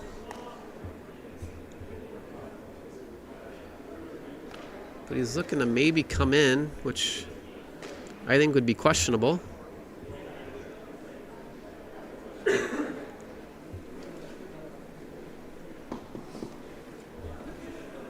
Could also look to maybe freeze to that yellow. That might be the call, the freeze to the yellow. And if you're ever light, that's not a bad result. But, okay, he's pointing to the top 12, so that would be kind of a pseudo guard, which I think is the proper call. But definitely some good outcomes can happen on this line. But very exciting finish here to the featured sheet. Jonathan Bashford throwing his last rock. Out turn. Looking to guard shot rock, which would be the winning rock for Team Cape Cod. Definitely coming up light. This looks to be guard weight. The line looks pretty good. It does need to cross center line, and it will. And it will look very nicely guarding shot rock. And that's going to be a very difficult rock to get to if you're Team McGurk. They probably only have the draw. Or they could try to run that yellow that is side of the house there, the 3 guard. They'd have to get around the top yellow to make that. But I do think there is enough separation. And that would be for the win. If they were to tap that yellow onto red, they would get 2, even more. The draw is probably the more straightforward shot. I won't say easier, because you do need to draw to the button. The one good thing about drawing to the pin is if you make it, you'll have that same shot for skip rocks. So I believe that is what we're gonna see, is the straight draw to the button. Taking considerably less ice than what I expected. Looks like he's trying to maybe tap. That's a very ambitious call because this rock is over buried and it will need to squeak what Bashford just threw to make it. But in theory is there if you squeak that center guard. Last rock for Tyler Holloway. Looking to get to the button. Sweepers are on it. Weight looks close. Needs to cross. And it is coming over. It's all about weight now. It looks real close. It will get to the button. And it will count for 1. And that will tie the game. 6-6. Great draw from Tyler Holloway to tie the game. And it will force skip rocks on featured sheet. Exciting end to this draw. As we see the ice team preparing the other sheets. But we will see skip rocks here. And like I said, I mean, Tyler Holloway just had a free draw to the button, and all he's got to do is repeat that. And he will go first, so he will have the opportunity to put pressure on Team Bashford.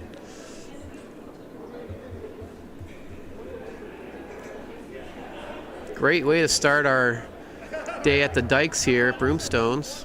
We have a full slate of games here this afternoon and the rest of the weekend.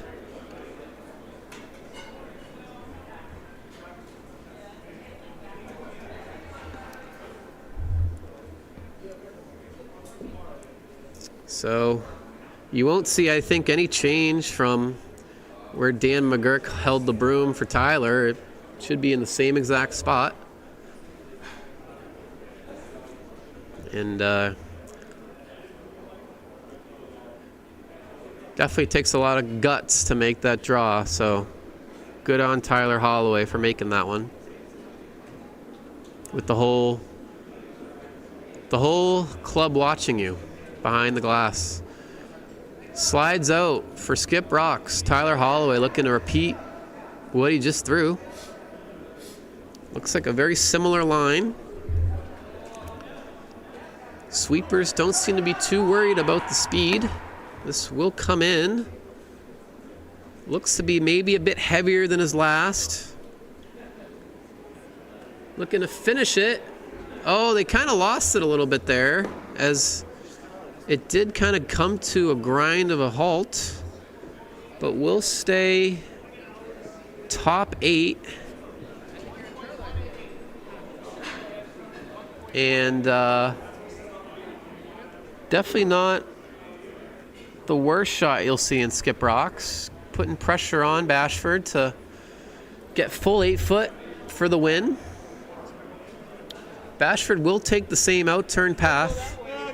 Interestingly enough, a little more ice, but he tends to get definitely more swing because of less rotation. So we'll see what happens here. Jonathan Bashford, skip rocks for all the marbles. Good release out of the hack. Looks to be plenty of weight on first glance, but they are sweeping it. This is coming over. It's definitely getting more curl. It looks light, actually. It looks like it's going to come up a bit short, fortunately, and will not reach the rings, unfortunately. And that will be a win for Team McGurk and Team Broomstones. But nothing to be ashamed of for both sides. It's a great battle, great game, and a great way to kick off our action here at the Dykes, here at Broomstones. So McGurk will take that one in skip rocks. And we will prepare for the 10:15 draw here at Broomstones. I will be on the call for those list of games. So for now, we'll sign off, but we'll be right back in about 5 minutes for draw 2 here on Friday. Dan, thanks for everything you guys are doing to get the ice ready.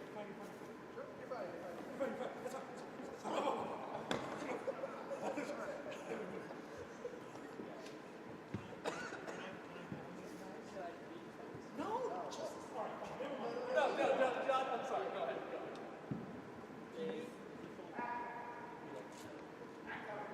No, guys, come on, please. Oh,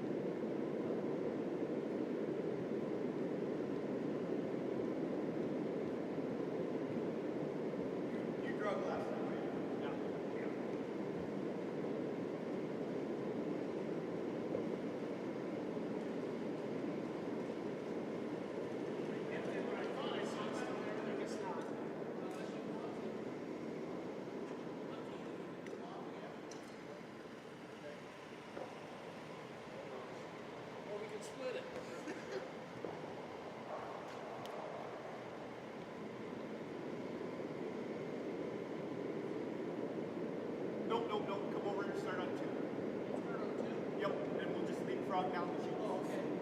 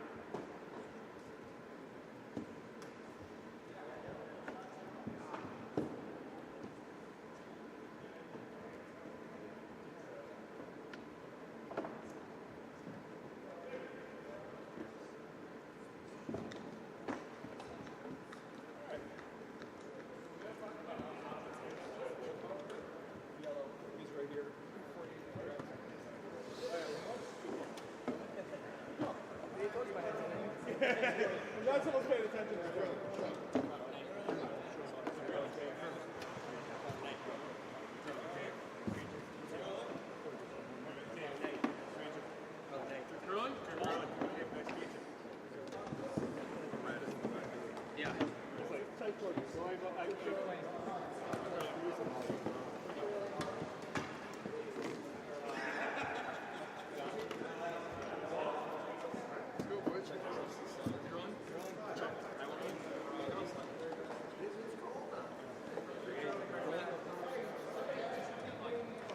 I'm going to do the same thing. I'm going to bring this one down there.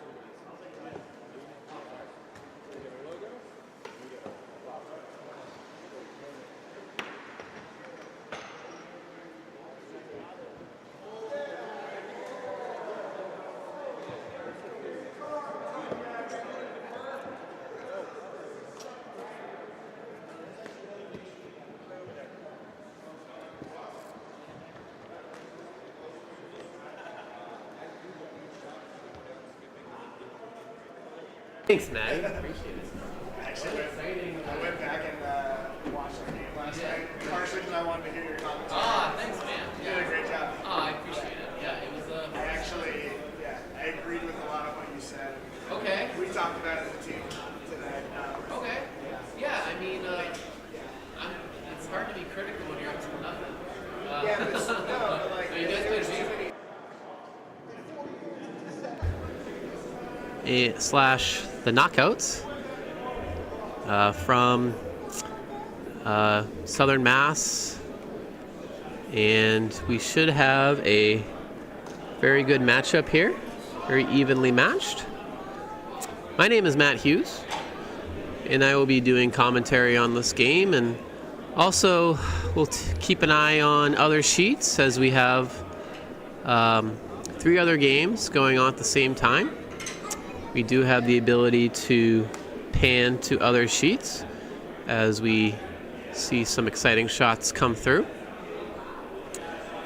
And we'll be here all weekend, so we hope you'll stick with us. Very exciting event for Broomstones to be hosting. It's the 5 and under men's event under the GNCC, Grand National Curling Club. And it is an annual event, and Broomstones is very happy and proud to be hosting this year alongside Pittsburgh, as it is sort of being split across 2 different venues to accommodate the number of teams interested in playing. So roughly 40 teams are here in Broomstones and 40 teams are in Pittsburgh. The winner of the Dykes will be granted automatic entry into the 5 and under national event, which I believe is in Minnesota this year.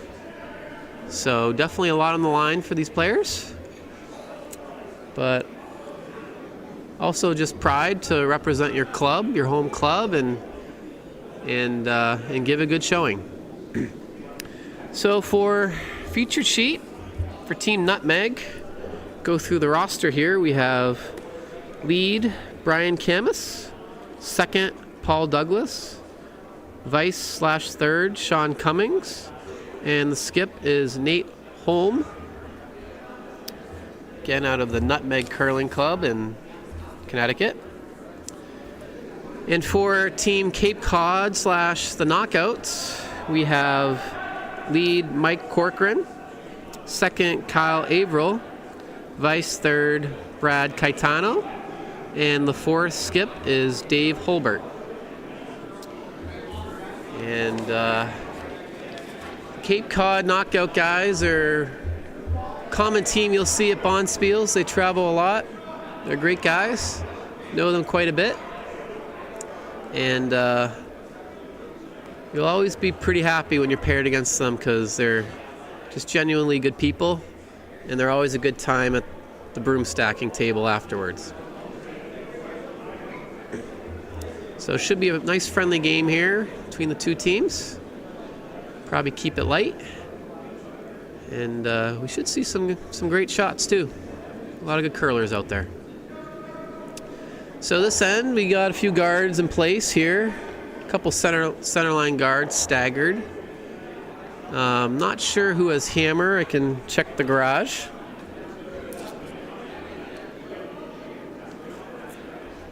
Looks like yellow has hammer, Team Cape Cod.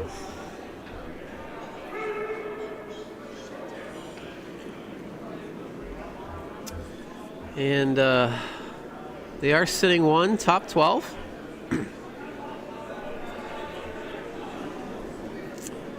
And here comes the second here for Team Cape Cod. Kyle Averill attempting to come around.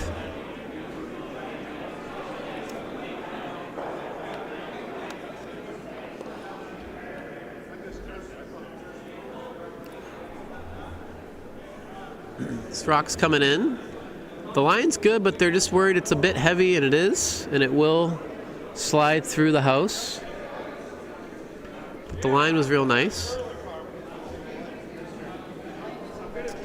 Same draw attempt coming through for Nutmeg. In their second, Paul Douglas, who's a fifth-year curler. He has 3 sons who are involved in junior curling, which is great. And fun fact, he works to support the habit of golf and curling, which pretty common story I think you'll see. A lot of overlap for those who curl and those who golf, myself included. Kind of hit the different parts of the season pretty well. So that come around came up a bit light, and we're gonna see probably another series of come arounds here on the outturn side. Kyle gets a second crack at making this one. Try to bring down his weight a little bit. This line looks a little tighter than the first. Probably got to be on this to get it by. Looks like it will come over and crash a bit. Does try to inch its way towards the rings. Not sure if he's on, but probably close enough to play a split later on for sure, or a tap.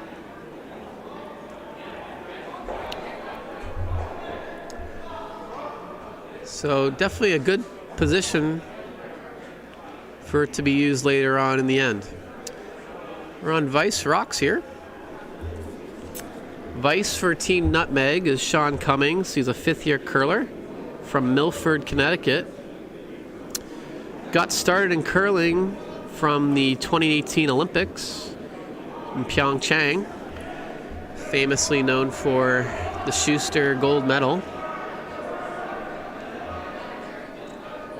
This rock will tap up the Cape Cod rock into the rings and sit right there on the nose. So Cape Cod is sitting two and shooting. And Dave Holbert is asking for a guard from Vice Brad Caetano, who's a fixture in the Bonspiel scene. Personal note, I've curled with Brad a few times, and he's a pleasure to play with. From Warwick, Rhode Island, in his third year. Reason he started curling was for the camaraderie and competition. Well, Brad, you certainly add to the camaraderie.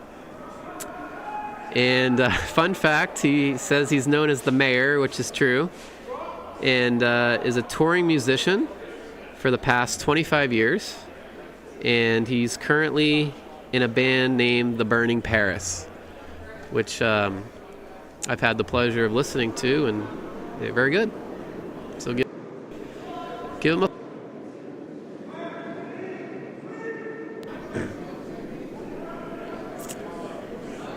I think that guard attempt came up not quite where they wanted it. So it does leave a tap for... They do make the tap. And it does promote it 2-shot rock. Back 4. And it is partially buried. Might be able to get at it with maybe control. The indication is the draw. So the second for Brad. Trying to make this draw. Ooh, looks not quite a draw. It's definitely hit weight. But it's definitely the right weight to make the hit. And he will make the hit perfectly. Roll over to the side. And Cape Cod sitting 3. So great start so far for the knockouts.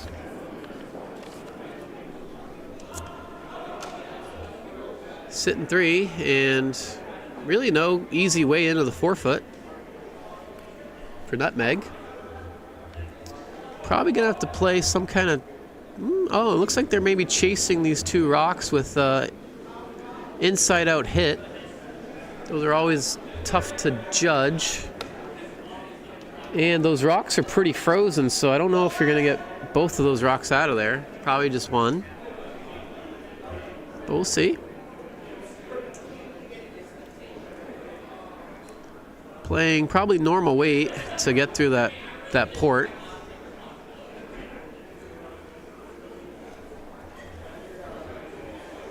And this is the first for the skip of nutmeg, Nate Holm. From West Haven, Connecticut. It's a 5th-year curler. Started curling because he's Scottish and was obligated to curl. We've heard that a couple times, actually. This needs to curl a bit, but it will open up the front. It will spill that red. It's spinning. And it will actually settle down. It spun a little further than I thought. It's close to second shot. But yellow's still won. Definitely a fortunate outcome there for nutmeg to spill that in.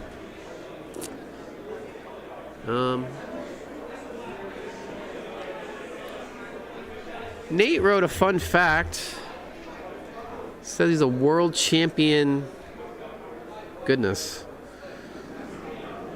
I'm not sure what this next word says. Cyclist? E-cyclist? I think that's what it says. It's very interesting. I didn't know they had a world champion e-cycle events. But there you go. Have to ask him about Peloton strategy after. But okay. We're on skip rocks here for Dave Holbert from Plymouth, Mass. 4th-year curler. Started curling because of the Olympics. Duh, is what he wrote. And fun fact, placed 4th in the iRacing daytime 24-hour race. iRacing, that's another one I'm not very familiar with. But some interesting facts here for both teams. As his draw attempt unfortunately comes a bit heavy and will go through the rings.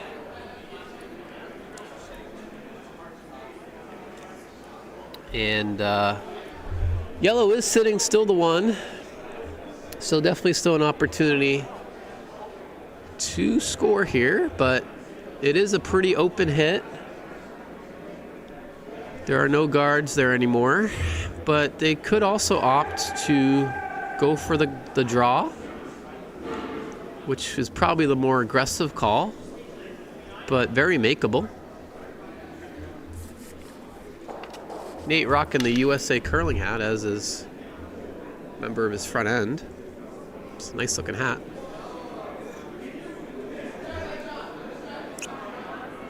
Looking for the out-turn draw.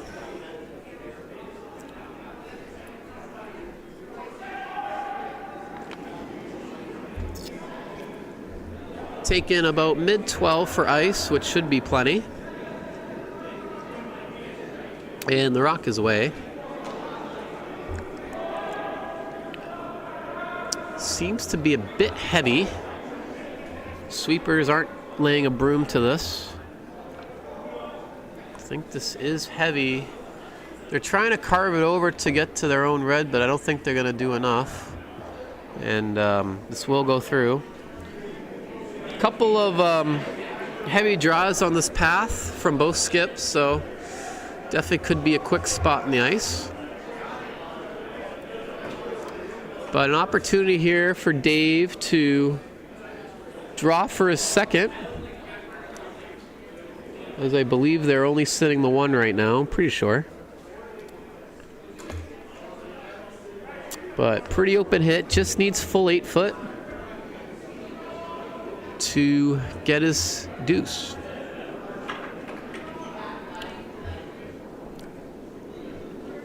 So Dave Holbert playing the out-turn draw. Line is fine. Sweeper's still concerned about the weight, not laying a broom to it. Now it's curling. Needs to grind, it's trying. Just needs full 8, but will it stop in time? No, it will not. It will slide a bit too far, and it'll be a score of 1 for Team Cape Cod / the knockouts. So a force in the first end. Other sheets. We have a pretty anticipated matchup on sheet 4 between a couple local teams. But on sheet 1, we have Rail City hanging a 2 spot. And apparently that was a steal of 2 against Penn State team. Sheet 3, we did have a score of 1, I believe, for Rochester over Plymouth Rocks. Yes, and that is a steal. And on sheet 4, wow, we have a big score of 5 for Team Broomstones over Colonial. So a big start for the local Broomstones team over Colonial. That will be difficult to come back from, but there is a lot of game left. On the featured sheet, we had a center guard thrown up from Cape Cod's lead, Mike Corcoran. Mike Corcoran is from Smithfield, Rhode Island, is in his 3rd year of curling. And fun fact, he is the graphic designer for the online curling store, broomfitters.com. So a little bit of a plug there for Mike. I'm actually fairly familiar. That's a great website. They do good stuff.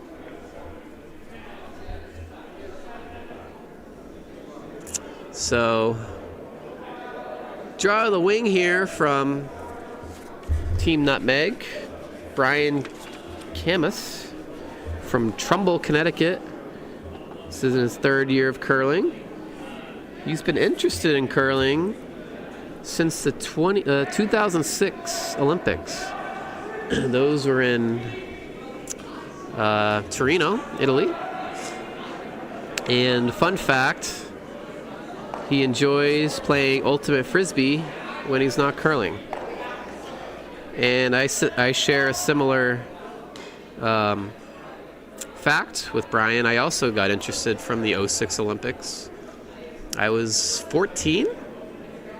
And I remember watching it in class, in computer class. They threw it on the big screen. And I just remember being just absolutely amazed at what this game was all about. I think it was more shock that this game existed than anything else. But as everyone else that's here kind of fell in love with it, and now we're all hooked. So that's what curling does to you. On our featured sheet, we had a hit and stick from Team Nutmeg, and looks like we're Gonna see a similar shot here from Kyle. Kyle Averill is a 5th-year curler, and fun fact / medium rare talent, as he says, he makes his own curling shoes and a few others for curlers here at the Dykes, and was on the podcast talking curling called Topics Under the Stairs with Mike Corcoran. And I actually had a chance to listen to some of that podcast, so I'd encourage you guys to do that as well. Talked about their roots, talked about how they got started. It was a great conversation. A peel attempt of the center guard was made from Team Nutmeg. And it is a pretty lonely house right now. We just have the one yellow that may or may not be biting. It's very close. If I had to wager on it, I'd say it's in. I wouldn't bet my life on it though. But yellow trying to draw to that side of the wings, or that side of the house, I should say. And weight looks pretty good.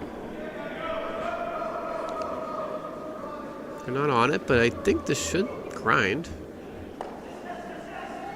Seems to be just a quick... The ice just seems to be a bit quick right now. This will stop back 12 to sit shot rock, but is exposed. Nutmeg choosing to draw in front of it, which is a very viable play. If they think that yellow's out, they could go for the blank attempt. Keep this end very clean, but choosing to put rocks in play, which isn't a bad thing early in the game. Draw looks nice. It's coming over. It's got across center to get in front of that yellow. And here it comes. It looks a touch heavy. Might be playing the freeze here. Dave doesn't lay a broom to it, and little late licks from Nutmeg Skip to get that rock a bit closer, but in a good spot. Definitely not the easiest stone in the world to remove without losing your backing. So here comes Brad, throwing another intern. Looking for probably a freeze. But this is over curling, and it does seem to have plenty of weight. So I'm concerned it's gonna glide by, which it does. It does stay in the house for 3rd count. And Nutmeg looking to draw top 4 in front of their red rock. This will leave a double if it is executed. Probably what I would call is a draw to the other side to keep these reds separated as much as possible to avoid a double, especially with hammer. Always looking for that multiple end. But this is going to come up a little light.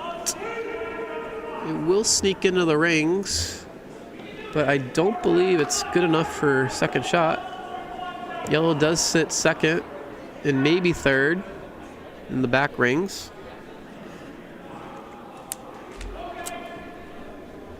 As Brad comes out and is looking for a come around.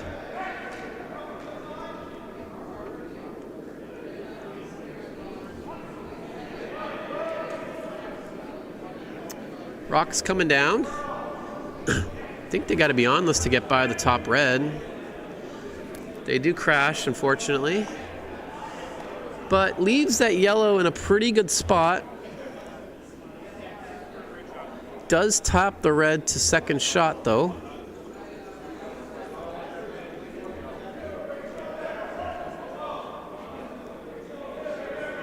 Nutmeg could choose to hit what Brad just threw and maybe roll in for third count. Or they could play the tap. Seem to be looking at the hit. Yeah. I think this is right. They're going to hit this yellow, and even if you hit it on the nose, that red's in a pretty good spot. We'll allow another come around, but pretty short run back. Out-turn hit. It's coming through. It's going to hit the right side of the rock if you're a fan of nutmeg. It will spill that red over, though, and they will lose that one. So a little thinner than they wanted. But they are still sitting two, and the enemy yellow rocks are in the back of the rings.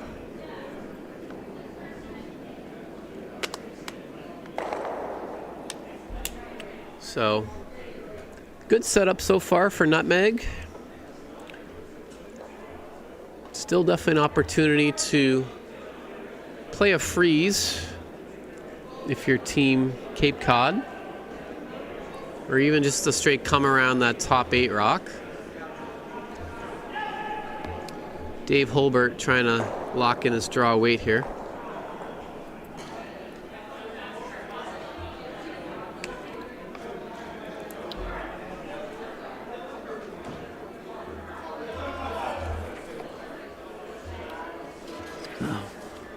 Just to finish the bios of all the players, so I think I went through everyone except Sean Cummings, who's the vice for Team Nutmeg. Oh, I did read this one. I didn't read his fun fact.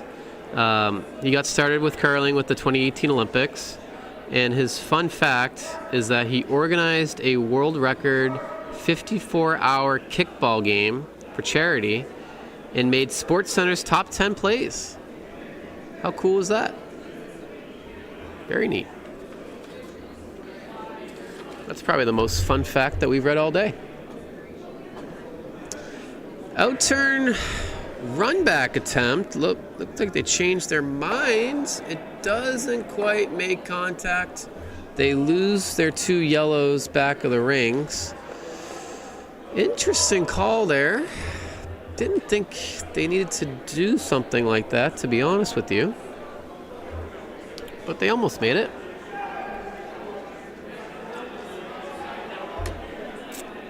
Red still sits 2.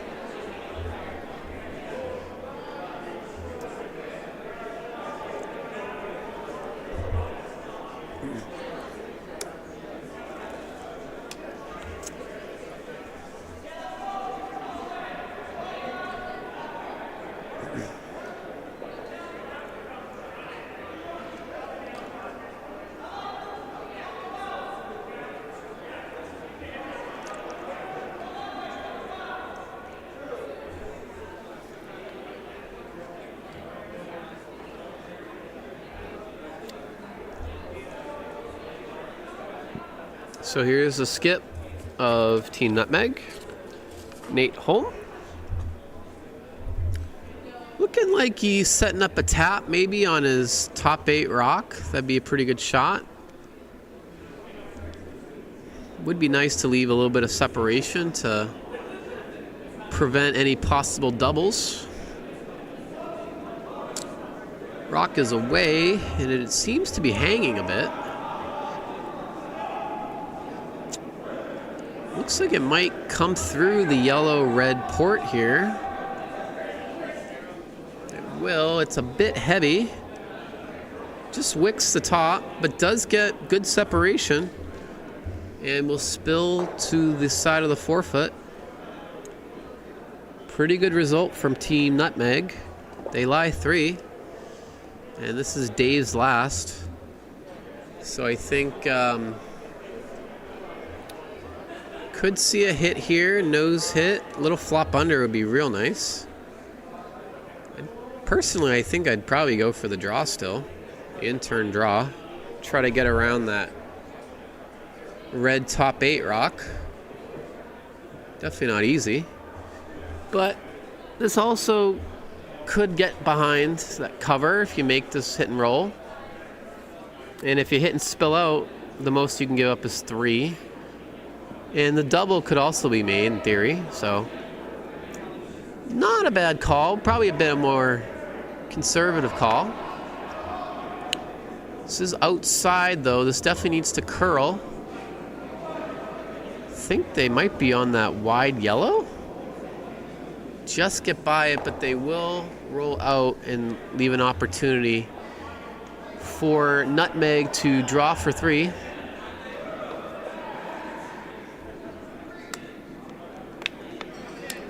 I'm sure they'll take the intern path here. I'd be shocked if they didn't. Yep.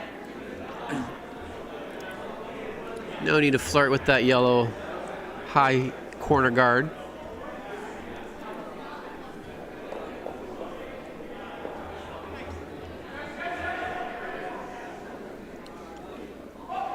So Nate Holm kind of trying to lock in his draw weight here.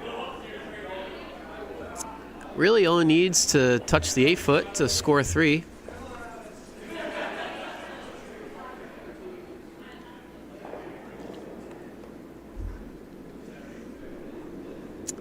And he's out of the hack. And the rock is away. Sweepers are on it immediately. Thinking it is a bit light, but it is coming in pretty nice. Needs to get around this red though to get to the 8-foot. It looks like it will. This looks pretty good. It will nestle up against their own red, and they will score 3. Big score of 3 for Team Nutmeg, and they take a 3-1 lead going into the third end.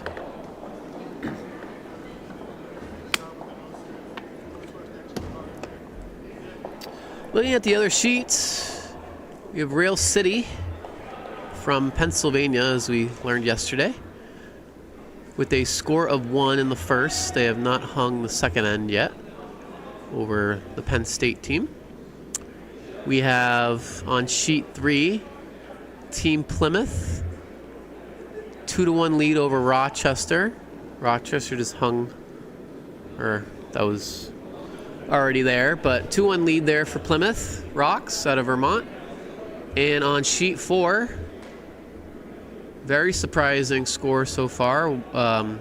Have not hung the second end, but I was glancing over and I did see a lot of yellows around the 4-foot.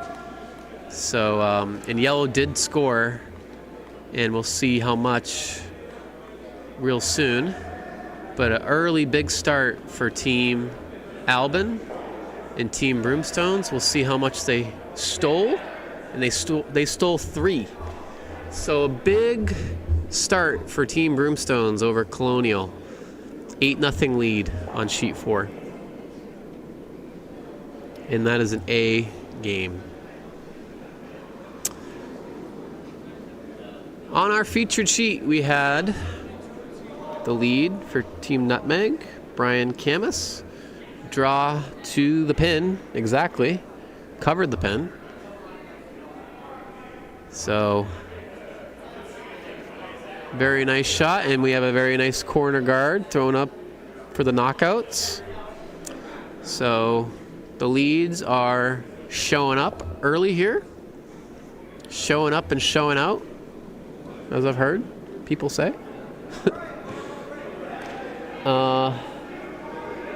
Second for the lead for Team Nutmeg.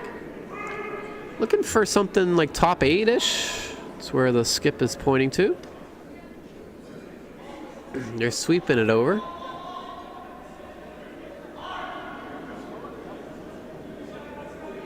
And it will land a little short of that, but a good center guard, right? Perfectly on the center line.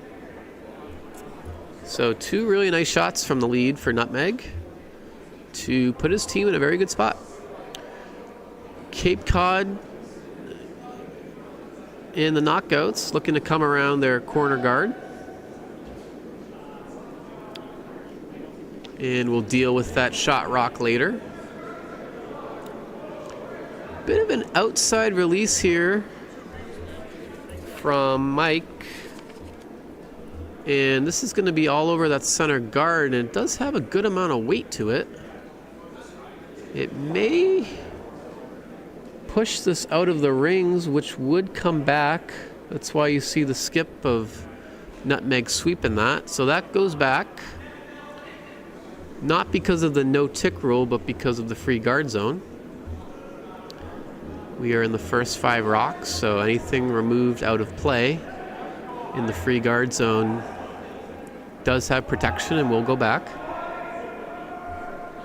And the thrown shot is removed from play. So a bit of a miss there for Mike. Not only was he wide, but he was significantly heavy. The second for Team Nutmeg, Paul Douglas.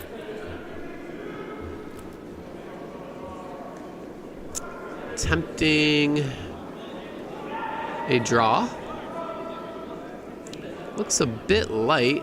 Looks like it'll come up a bit short, but we'll stay pretty close to the center line, so it's a high center guard. Definitely a fine result right there.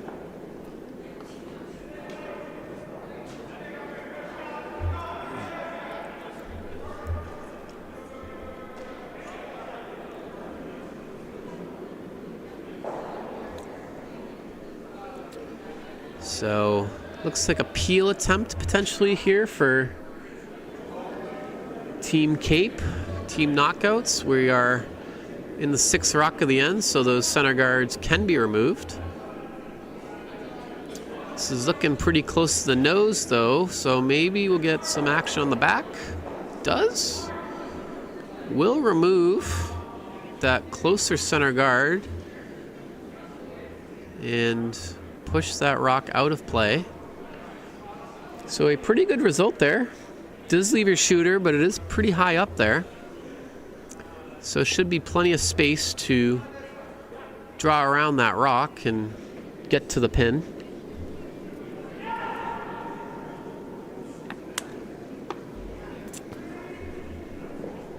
Out turn draw here for Paul. Looking to maybe just choke off this draw path a little bit. Maybe something top 8, top 12 would be real nice. Protect shot rock. We'll leave a double, but they are sweeping it to try to get more cover. This does leave a double available, just off nose. And Dave wastes no time in calling it. So here's the second for the Knockouts, Kyle Averill. Looking to make this red double. The line looks pretty good. A little quiet on weight, but will come over. It will make contact with both, but stuff, but a good result. Leaves a shooter around, which is always nice. And we'll see a hit and roll attempt from Team Nutmeg. Try to roll around that center guard. But once again, that center guard is pretty high, so on this Broomstones ice, really needs to be dead buried whenever the rock is that high to have a chance of getting cover. But this is inside, and I think it's going to flash. It does. So an opportunity for the Knockouts to play a quiet tap, something maybe back house rings, potentially back line to punch that red back. And I think they can sit too. Brad Caetano looking to make the quiet tap.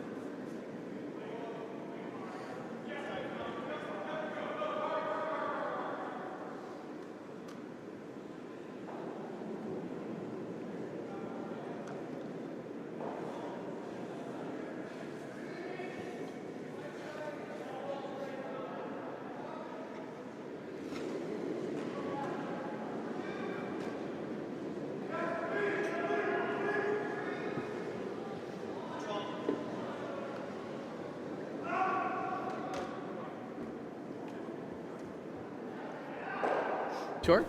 Okay, it's up to you. I want to go listen to your. Ah, well, it was quite a game. It was quite a game.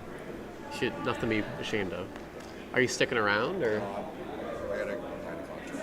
So. Yeah. That's tough. They have you come back that late. Jeez. But that was quite a game. It was an awesome game. Comeback was a win for me. Absolutely. Rock's coming in. Looks pretty nice. It will hit close to nose and stick right there. But Nutmeg is sitting 3 without hammer. There is a double there, potentially, for Dave. I think that's maybe what he's lining up. He is taking a little extra ice, so maybe he's just trying a soft weight tap on shot rock. That would give him shot if he is able to make that. So definitely a few different options here that are good.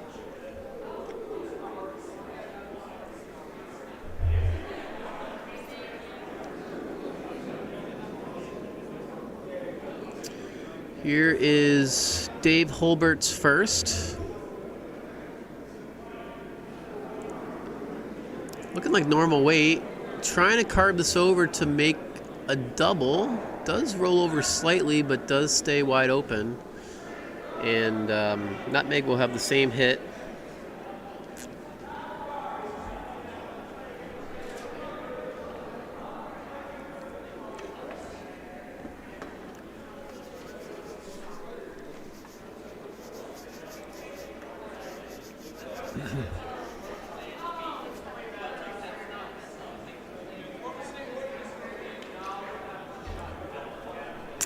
So tightening up the ice, looking for, seems to be normal up weight. Again, the flop over would be real nice. That would really make it difficult for Team Cape Cod to score. They can roll buried around that center guard. Probably take the big hit option away.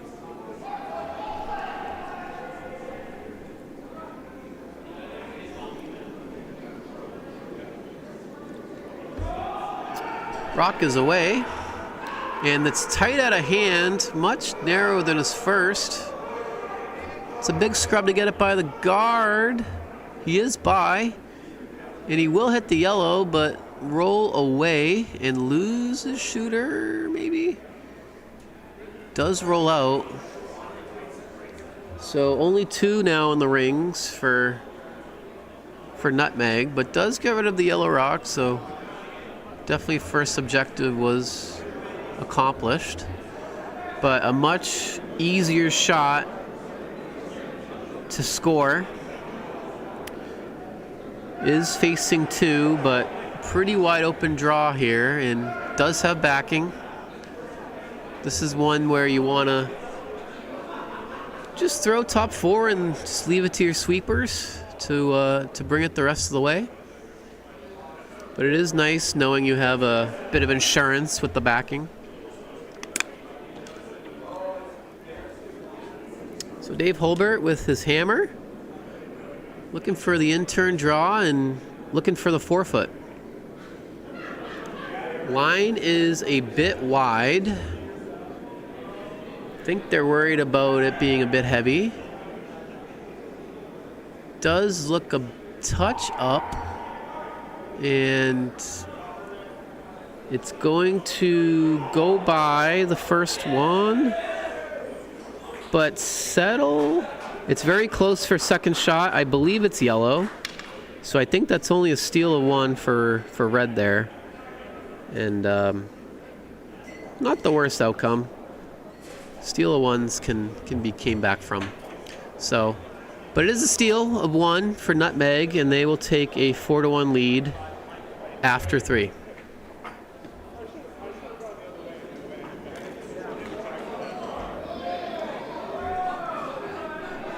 Looking at other sheets, we have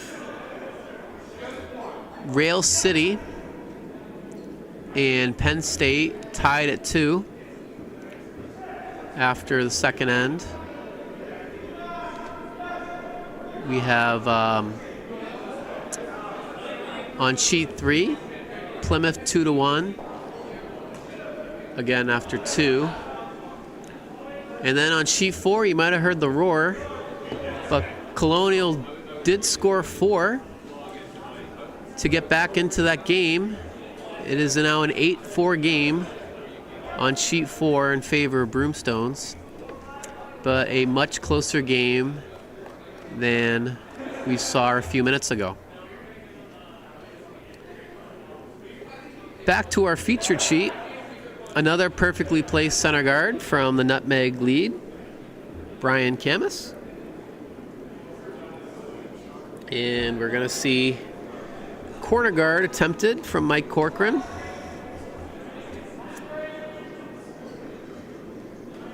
Needs to get off the center line. And it will be a very tight guard. A bit closer to the center line than they want, but definitely can be used later on.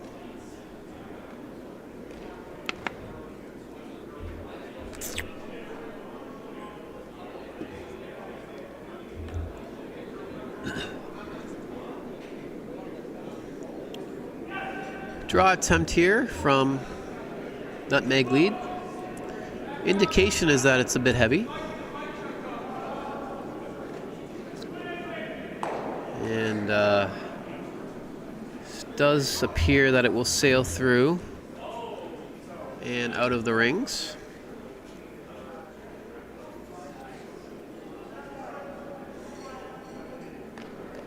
And Dave is looking to put one around his yellow guard there and try to sit top 8.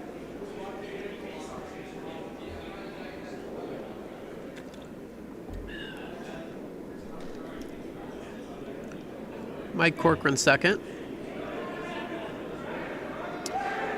Looking a little tight on line. We might see a tap. Seems to be a little quiet on weight as well. This looks like guard weight. So this will tick the center line guard over, which is legal in this event, and roll in front of his yellow guard. So congested house so far, or at least in front of the house.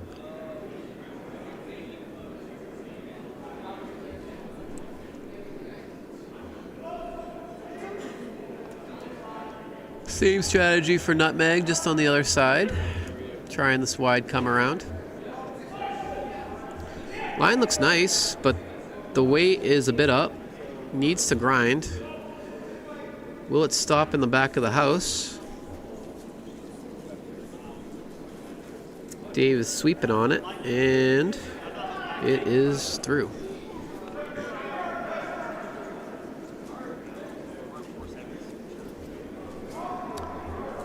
So Kyle's looking to play this come around. Sort of a race to the 4-foot right now from both teams.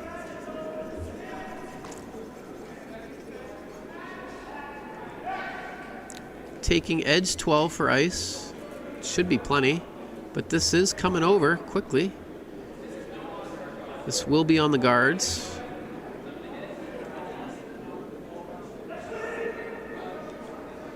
It will wick the second one, maybe roll in.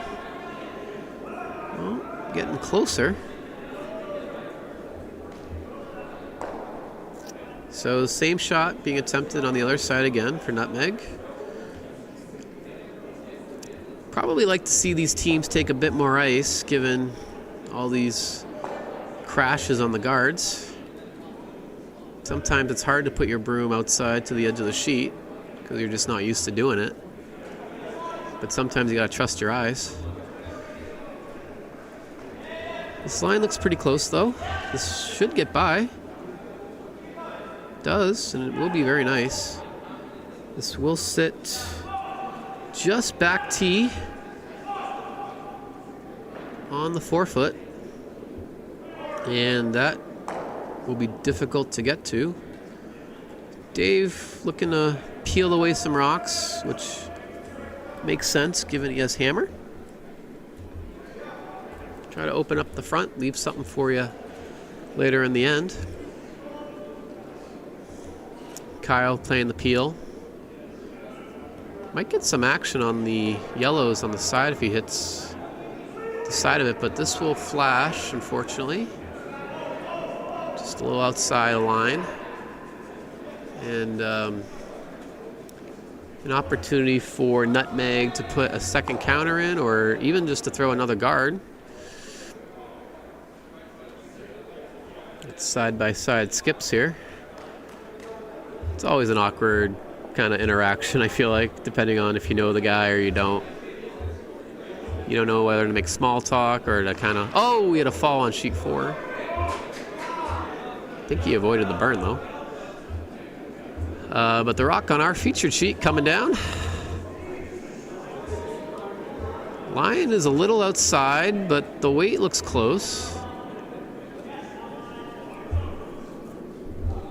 And this will get into the rings, but might be available with a quiet tap. Based on our view on the stream, they should be able to see at least half of that rock from the hack. So the call is hack weight here for Brad. Trying to get to the face of that red and might be able to move that other red. This is more than hack, though. He threw closer to board weight. But it is coming over and will make contact with both rocks. Loses the shooter, but moves one of the rocks out of the rings and one to the other side of the 4-foot. Good shot there from Brad.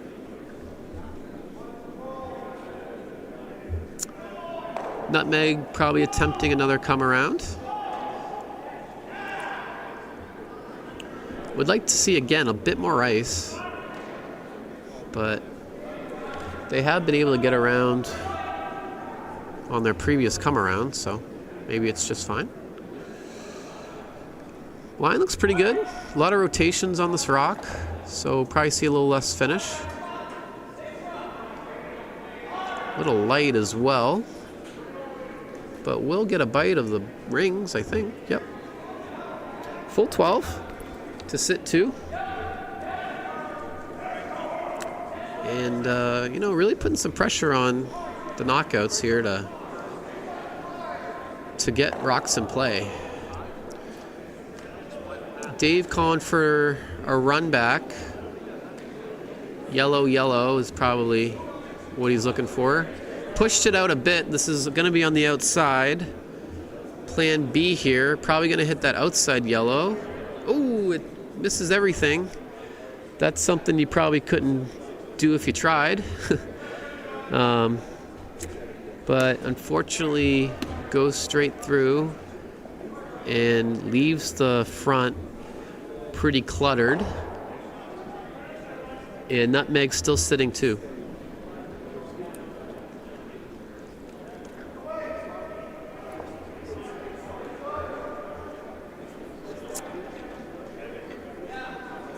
Looks like another guard attempt Nutmeg is looking at.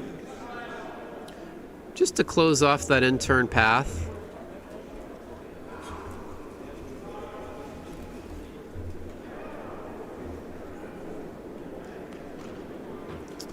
Taking just outside edge 12 for ice, looking for a guard.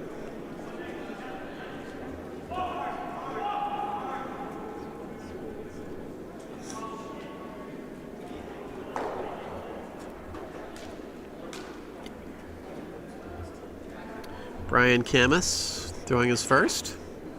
Nate Holm. Skip.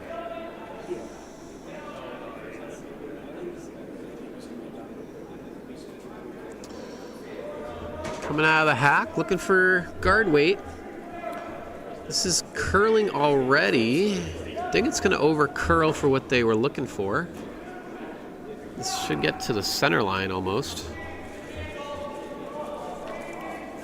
but it is another rock in front of the rings. Definitely a nuisance rock. But some opportunities here for yellow to run their corner guards in, either with weight or even a tap.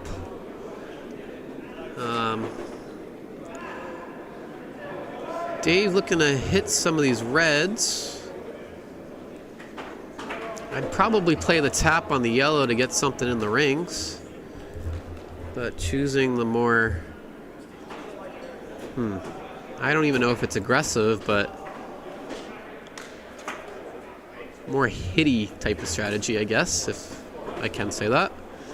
I think at this point for Cape Cod, you really just need to see some yellow in the rings. But this could leave some yellow if you make the red slash almost. This is a bit wide. Not sure if it's going to hit this top red. It might hit the red in the rings. It does. Makes contact with shot rock. Does slide over. But the shooter will spill.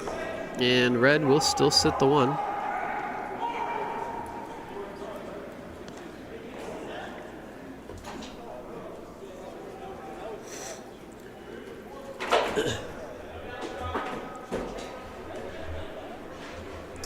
So I think we're going to see another guard attempt here for Team Nutmeg. It's always nice when your skip is throwing guards. That means you're sitting pretty well in the house and your team's making a lot of shots.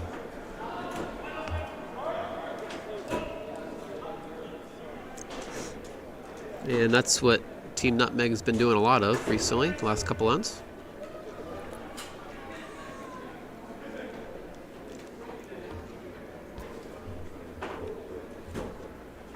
Kind of taking a similar ice from his last. I, again, wouldn't mind him playing a bit more ice, because I believe he's trying to get in between those two yellows.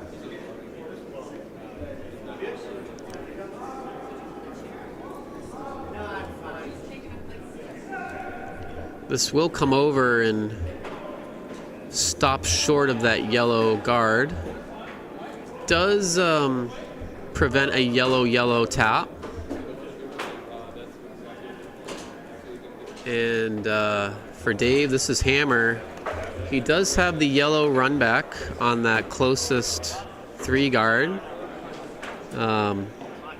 Could play it with weight and maybe blank, but is opting for the out-turn draw. He really needs to probably cut that red guard pretty close to get to the full 4-foot, but should see a good amount of finish to allow for the shot to be made. The other option was that yellow run back, but the shot is definitely there. Pretty much a matter of comfort with which one you pick. So Dave Holbert with his last, trying to make this out-turn draw. The line is fine, but the sweepers are worried about the weight. They're not on it. Now they're on it. They need to get by that top red to have any chance. They are close to the guard, but it's coming up light. I don't think it has the weight to get there. And it will only reach top 12. And it is another steal for Nutmeg. And that will be a steal of 1, and Nutmeg will take a 5-1 lead after 4.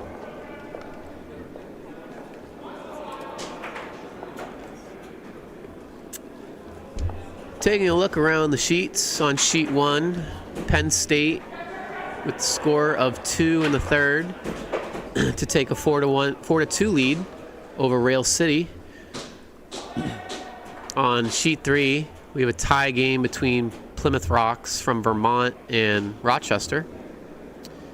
And on sheet 4, Colonial just stole another to tighten up that game Broomstones had an 8-0 lead after 2, but is now an 8-5 game. So definitely still in play. All to play for on sheet 4.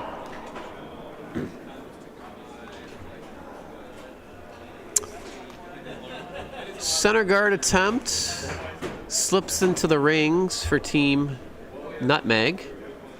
To be fair, they could have been calling top 4. Didn't quite see the signal. But Team Cape, not sure if they're calling the hit on this red or the corner guard. Looks like a hit based on the amount of weight thrown.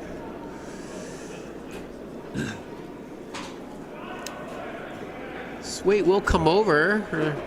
It is outside the rock, but it is thrown with nice board weight. Will hit and maybe stick. Not quite. Good shot there from Mike Corcoran, the lead.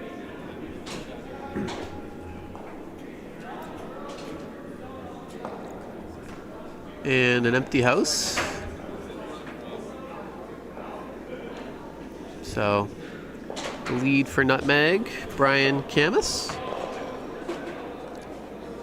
Seems to be all there to be in the rings.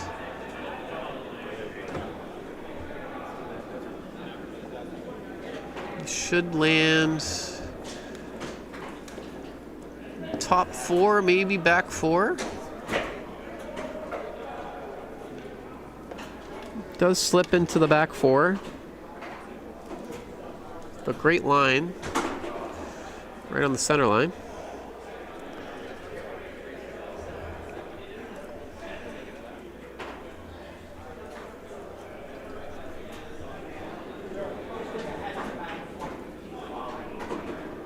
Cape Cod team choosing to chase this rock.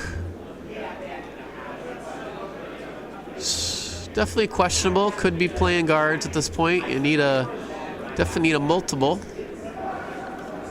But an open end is exactly what Team Nutmeg is looking for. This will hit and roll out.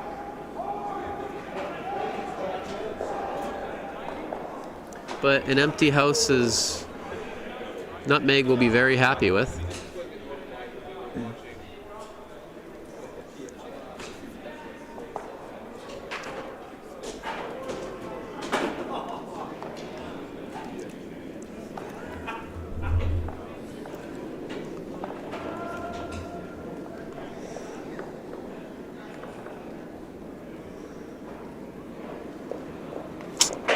Another draw attempt here for Nutmeg. Looking to be top 8, top 4. Definitely above T-line would be nice. And that's exactly where they end up. Top 8, right in the center line.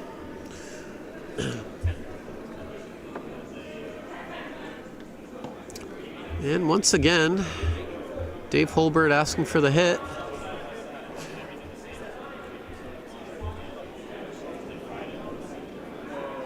Kyle Averill throwing the out turn. About board weight to me. This will move. And this looks real nice. It'll get right to the nose. Nice quiet weight there from Kyle. And Nutmeg wastes no time and playing the hit here. Hitting end definitely favors Nutmeg in this scenario. Up 4. Really just trying to eliminate enemy yellow rocks. Easy to do with no guards as well. Nice normal weight shot here. Will be very close to nose. Roll a little bit over.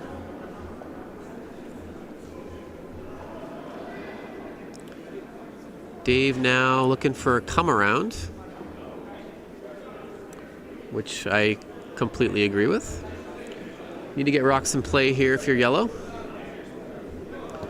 So Kyle throwing the in-turn. Sweepers aren't on it. They think it's a bit up for weight. Line looks close. This will cross center line. Believe he's by the top. It's all about weight right now. Line is perfect. And it'll rest just back 4. Didn't get too much finish there after the entered the house. Kind of straightened up a little bit. So this rock is about half exposed from the hack, maybe even a bit more. Team Nutmeg will play a quiet weight hit. Not much broom given, but rocks have been staying very straight on the center line all week long. Looks like control weight. This is gonna flirt with the top red, but it is by and will roll out. A very nice shot there from the Nutmeg Vice. Sean Cummings. So I think Brad's gonna try that same come around.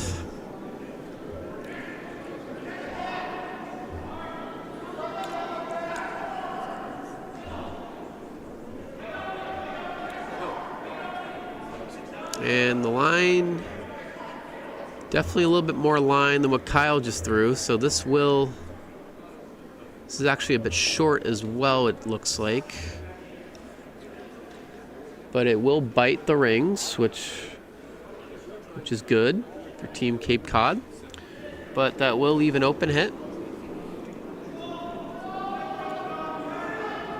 for Team Nutmeg. Paul Douglas.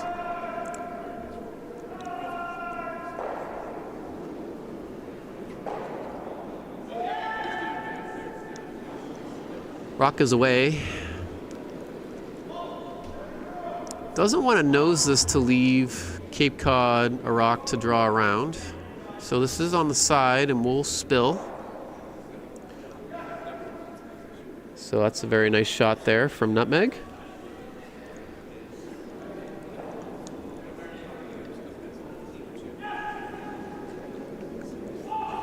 Brad likely going to play that same come around. Even a freeze on that top red isn't a bad play. Basically anything that's makes it difficult for Nutmeg to remove is a good spot for the knockouts right now.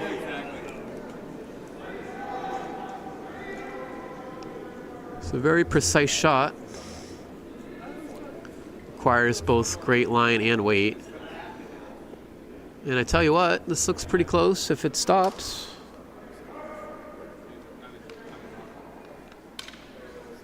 It does stop for shot rock in the back 8. And is probably only half exposed from the hack. If that. Maybe even less. But definitely can get to that rock with back line to hack weight. But it looks like they're choosing to freeze to it, or even just draw in front, which is not a bad call at all.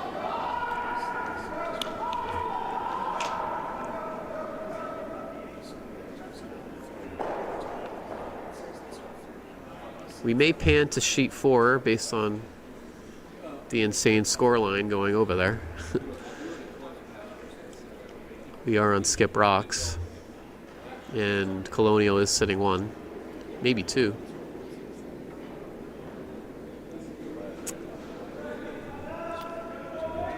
In-turn draw attempt, pretty narrow out of his hand.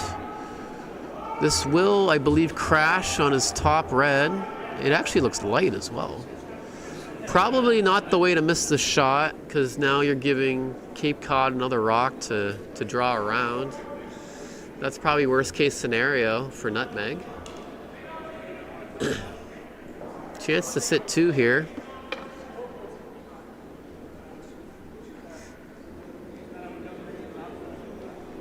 I would have probably preferred even a run back on your red rock to open up things. So not the way to miss that shot, for sure.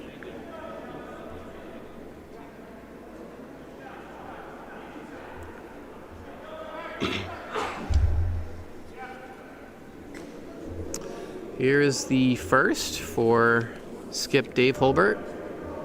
Looking to sit 2 after this around cover and generate a deuce really out of nowhere.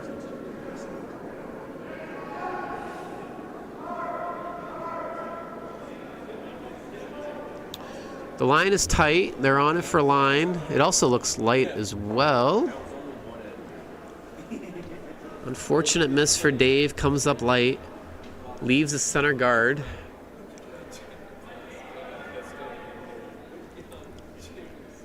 The front end is calling for the tap on the red, which definitely is a very viable call. Or you could play the straight come around on the in-turn side.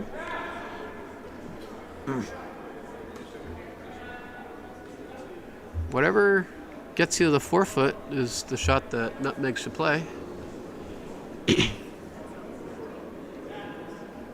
Opting for the tap. Probably play close to T-line weight, just draw weight, and just have that red rock be in the way.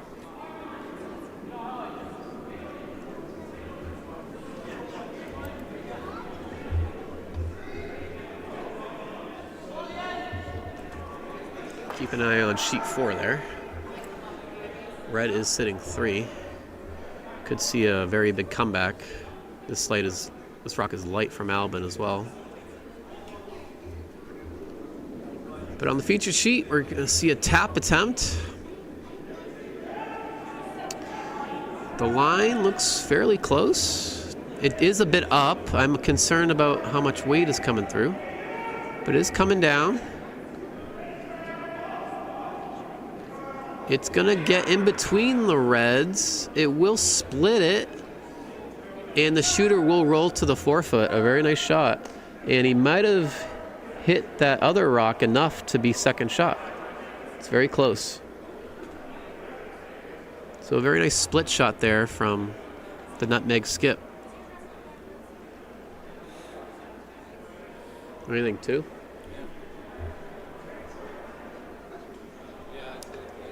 The chatter in the warm room thinks it's 2 red.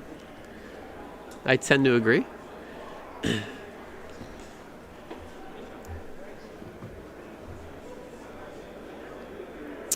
Dave looking for... Boy, I don't know about this call. Trying to hit what might be second shot. And this is hammer, I believe, right? This is hammer. I think this is a questionable call from Dave. I think he probably should be going for the in-turn tap, because really you're in a position you need to score here. And even if you make the hit, you're probably not making the double. I mean, it is there, but very tough shot. And they would, even if they make the double, they would only score the 1. So the degree of difficulty on this is, I think, much harder than the in-turn tap, and they would both result in a score of 1. This is on the outside. It will miss, just wick it over, and that actually definitely makes it 2 for red, and an unfortunate result for Cape Cod. Another steal of 2 for Nutmeg, and that will make it a 7-1 game after 5. We will pan now to sheet 4, where we have hammer coming through for Team Broomstones, hoping not to give up another steal. Red is sitting 2 and well protected around cover. Albin is looking at the run with quiet weight, looks like maybe tap weight, to at least cut down the Colonial score. And there is certainly a chance of him scoring 1 with the shot, but really needs to right the ship after an 8-0 lead after 2. This would be quite a comeback for Team Colonial. So hammer is away for Albin. He's out of the hack. Looks very quiet to me based on weight. I really don't think it's gonna get there. I'm not sure if he's going for the straight draw. They're on it. It is getting closer to the rings. It does find a way through. And it is shot rock. A very nice draw from Albin to kind of right the ship here. And that's a big score of 1. But Colonia will have the hammer with plenty of time. But it is a 9-5 game on sheet 4. Keep an eye on that.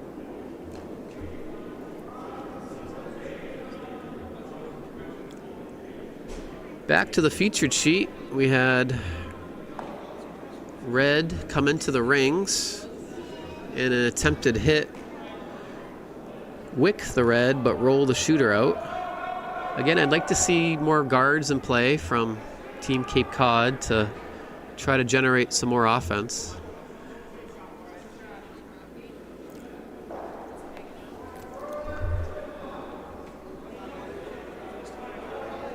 Nutmeg very happy to put rocks in the forefoot and make Cape deal with it.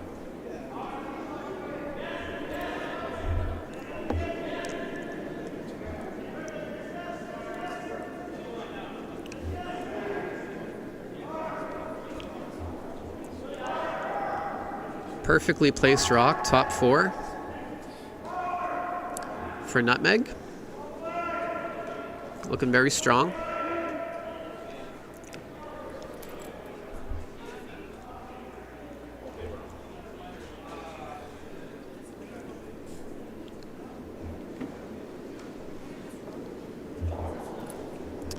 Out-turn hit attempt here, it looks like.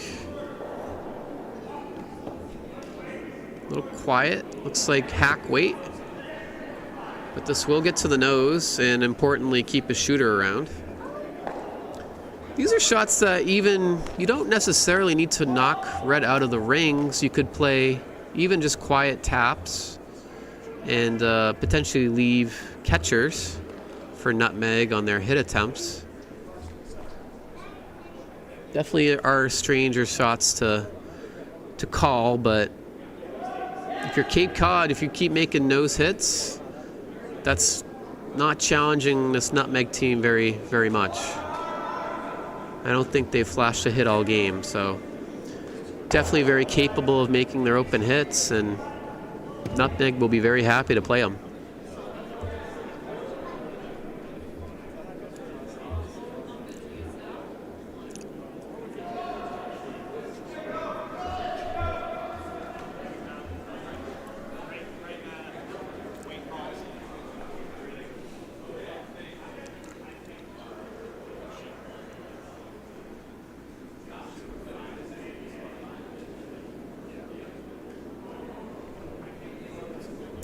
Kyle Averill coming down.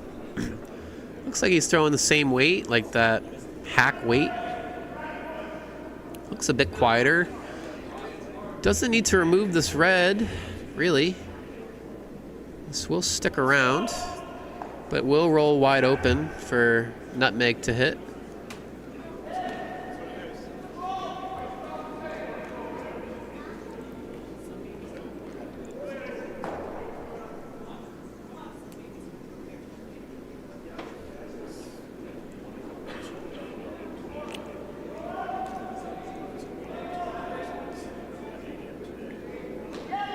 Another hit here for Paul Douglas, and he makes no mistake. Right on the nose. And red is sitting 3.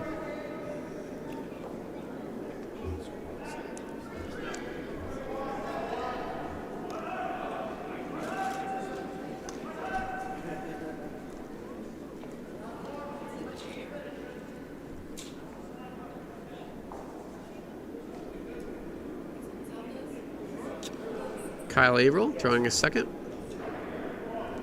This really needs to finish. It's on the wrong side of the center line. And Looks like it'll sail right through.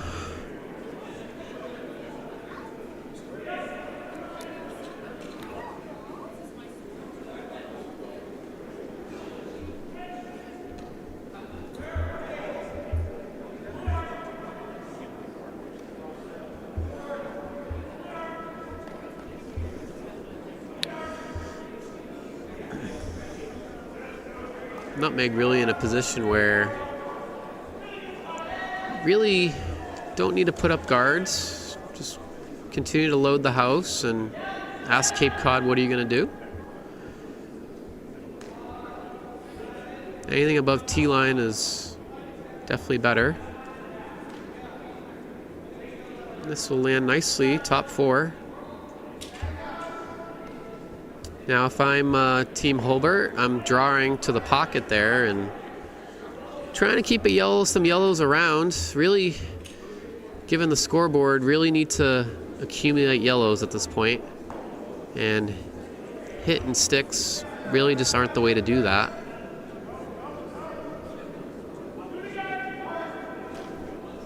But the hit is coming through and is gonna hit the crotch.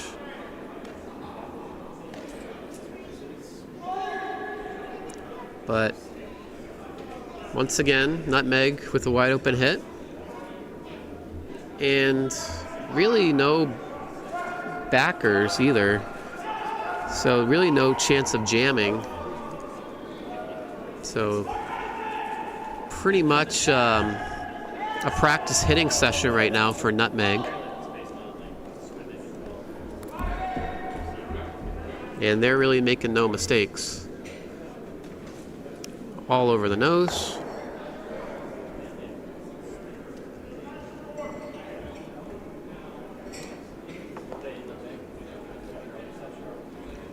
Dave finally calling a draw. Trying to freeze to shot rock.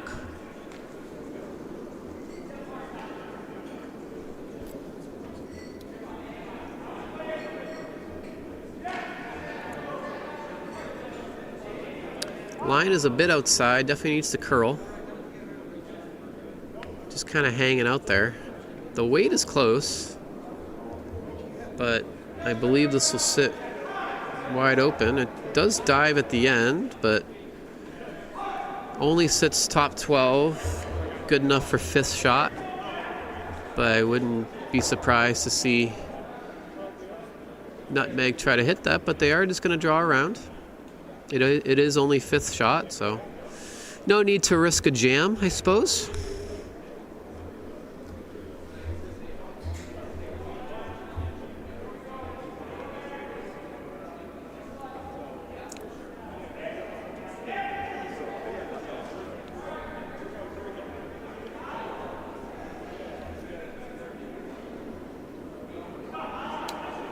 Looking at the other sheets, some of the other games have sort of gotten away. Penn State took a big 5th end score of 5, and they lead Rail City 9-4. And on sheet 3, Rochester with back-to-back big ends of 4 and 2 lead Plymouth Rocks 8-2.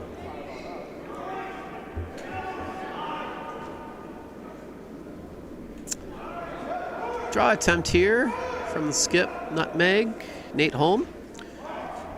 Will over curl slightly and lightly nudge the Cape Cod rock, but not too much damage done. Still sitting as 4.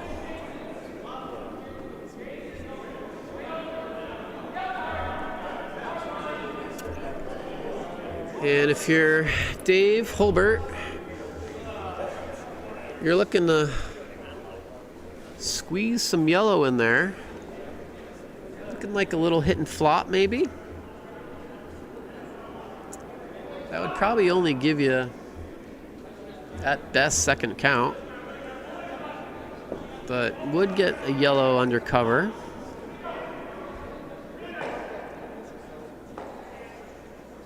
Again, I'd probably opt for something a bit softer. maybe a tap on your yellow. But here's the hit for Dave Holbert. Line looks pretty good. Would like to get inside nose, but he's on actually the other side, just not curling. And it will roll out.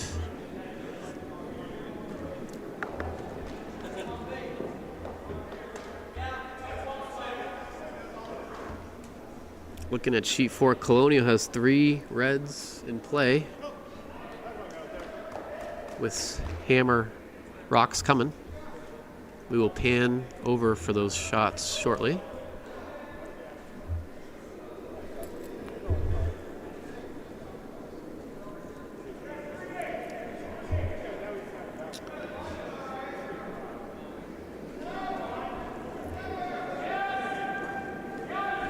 Nutmeg looking to just draw in here and add a nuisance rock to the house. The worst thing you could probably do here is be heavy, and that's the indication. Don't want this to be back 4 to allow something to freeze to. Almost better to sweep this through, and it will get through on its own.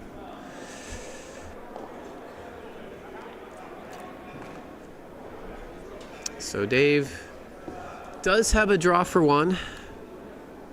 Needs to be full 4 foot.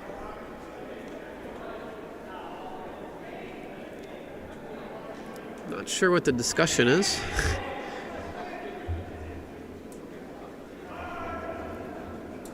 Brad seems to want to play this out-turn draw. He has his broom held for the line. And Dave finally decides to go with it.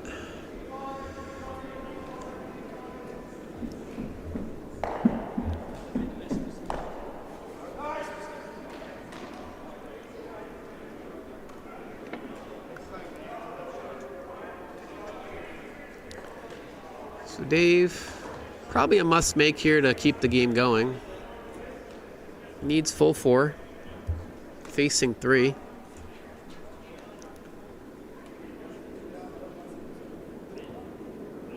And the rock is away. Sweepers aren't on it, but think it needs it for weight. It is coming over.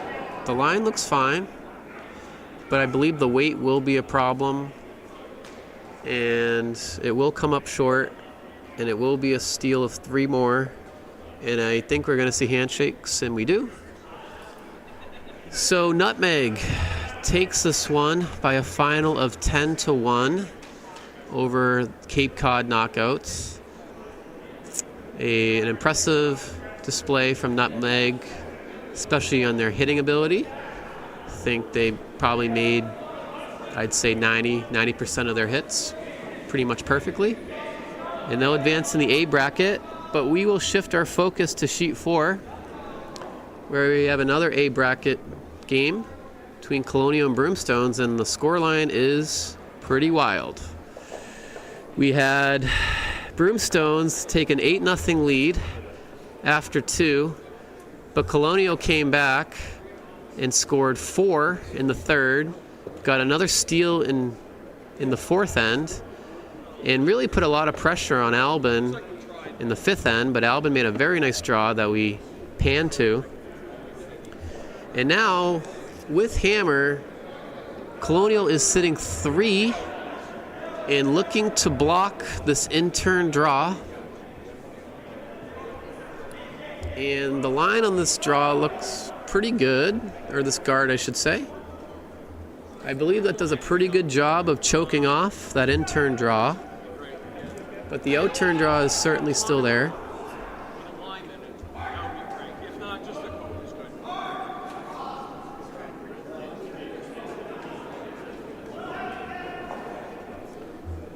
So this is the last for Albin. Really needs to be touching the 4 foot to outcount these rocks. They're looking at some potential options on the right hand side of the house, but I don't see a ton there.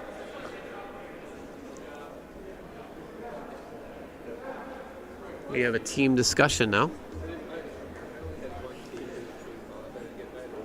Unless the ice is something wrong with the outturn path, I don't really see another call for yellow. Can you get around that high guard is maybe what they're talking about. Maybe play some kind of backline of hack shot on those two reds that are sitting back 8. That seems to be the call. So heavy draw off the wall side, which notoriously does come back towards the center, at least it has been in previous weeks. So choosing this over the outturn draw. Big shot here for Albin. Red sitting 3. And the rock is away. Looks like it has plenty of speed. This looks more than hack to me, actually. Looks like board weight. This really needs to come off the wall. And I think it's going to miss everything. Does hit the back red, but red's still sitting 3 with a chance to draw for 4 and tie the game.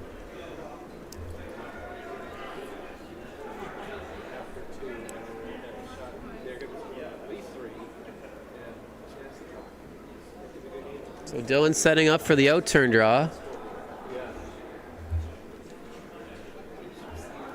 Easy to second guess that shot from up here, but definitely had a lot of room on the outturn draw for Albin to draw to.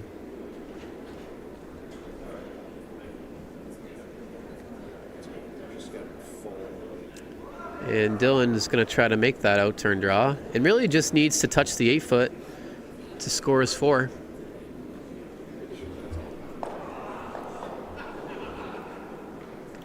This will go the 8 ends because there is time on the clock.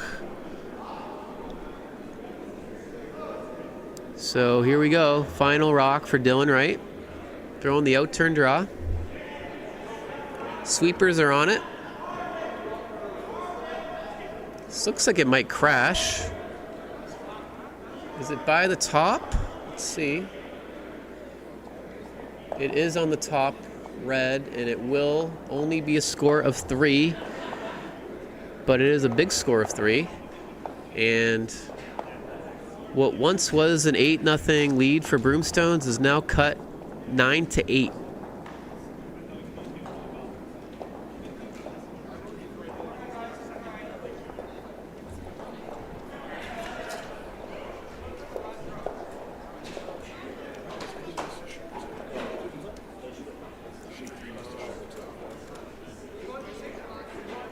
We have final results on other sheets. Penn State has defeated Rail City.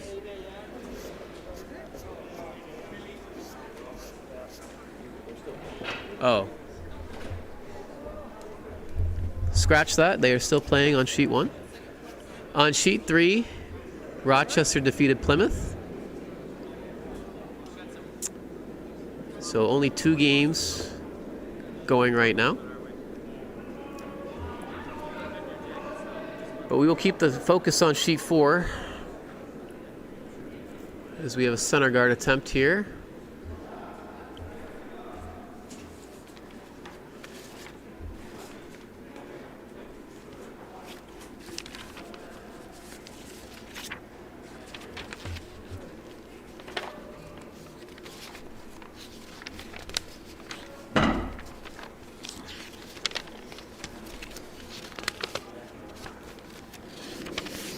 Getting the team rosters here.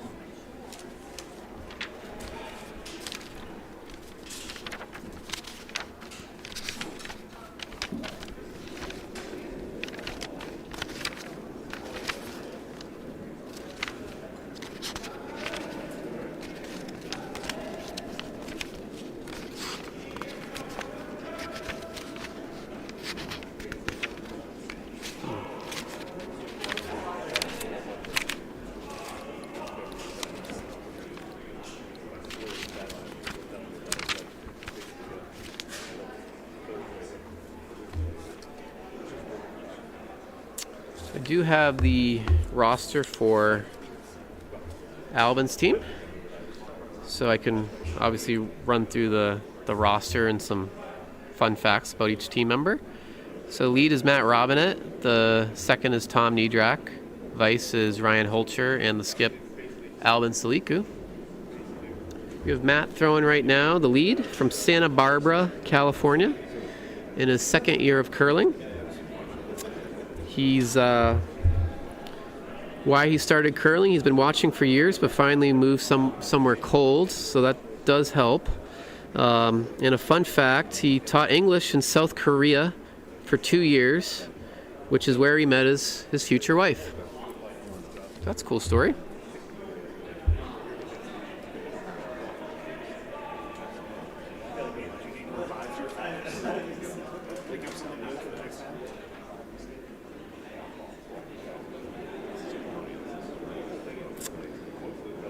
And I will pull up the Colonial roster. I don't have the fun facts, unfortunately, but the roster for Colonial is lead Nick Smits, the second is Scott Noden, the vice is Madison Maley, and the skip is Dylan Wright. Dylan is no stranger to the Broomstones community, as he also curls here, but represents his roots in the arena life at Colonial. I believe he still curls there too. And had a come around attempt to go a bit deep there, but is still good enough for shot rock. Back 12.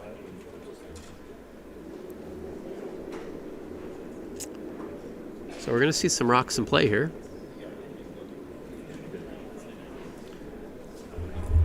This is Tom Niedrak, second, from Medford, New Jersey, fifth-year curler. Why he started curling, he came from a large family of curlers, the Stoperas. And a fun fact, was a mediocre pole vaulter in high school. You don't see a lot of pole vaulting and curling overlap. Usually it's golf and curling, or, you know, maybe baseball. But pole vaulting and curling, that's a first for me. Came up a bit light on his come around, but left his shooter in a pretty good spot.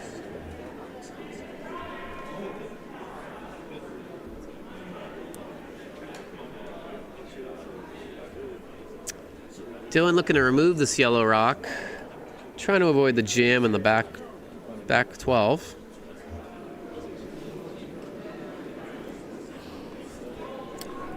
This is the second for Team Colonial.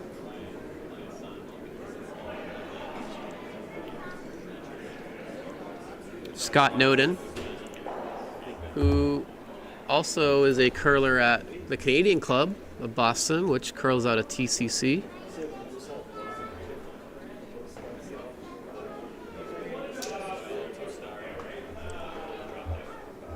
Makes the hit and rolls in front of the yellow. Red still shot in the back 12 foot. Tom trying to draw one around.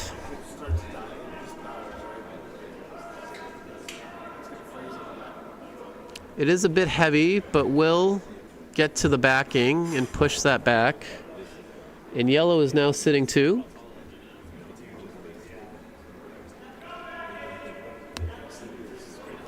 Dylan calling for another come around. To the back is pretty good, but if you can tuck a piece under cover on the side of the forefoot, it's going to be real hard to get that out.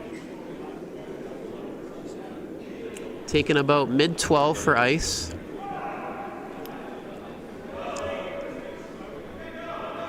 This is light. They're sweeping it the whole way, but looks close for weight from here.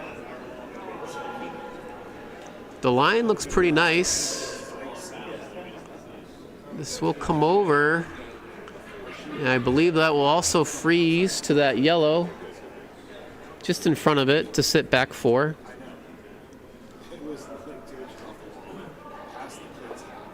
We're going to see a lot of these types of shots probably the rest of the way. So if you're a fan of in-turn draws, you're probably real happy with this end.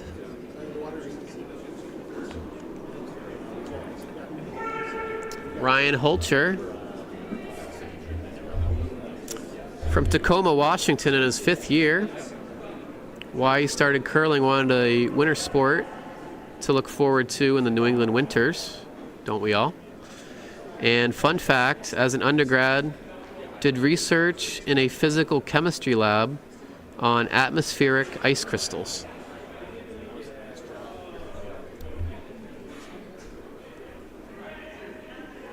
And a very nice draw from Ryan to sit top 4, completely around cover.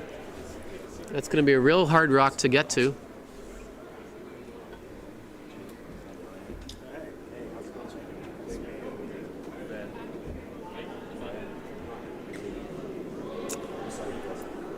Colonial team looking to outdraw what Ryan just threw.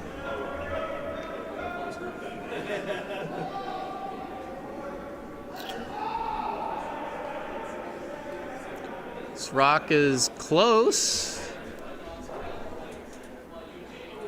And it comes up a little short, but it's in a very good spot to reduce the scoring area. That was the vice for Colonial, Madison Maley.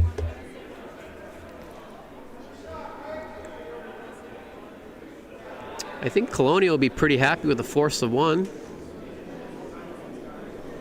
Get hammer and try to get your deuce or more and win the game.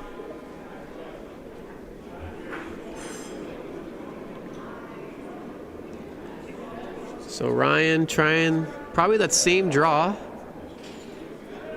There is room back 4 to sit 2.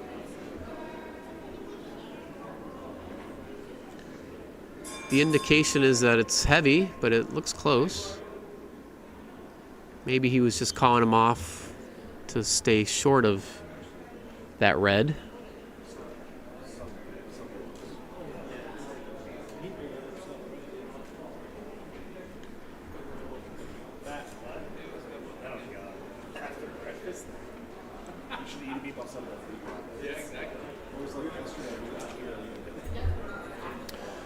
A lot of discussion here on skip rocks. Potential run back.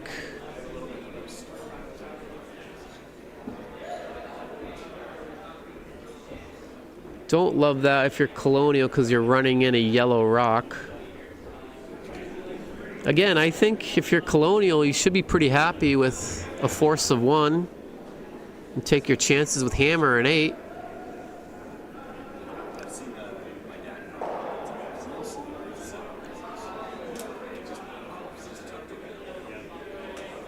Can definitely still go for that in-turn draw and maybe tap the red rock. And even with some kind of back house weight, back line, should be able to push that yellow over. Definitely a lot easier to say that from up here than on the ice.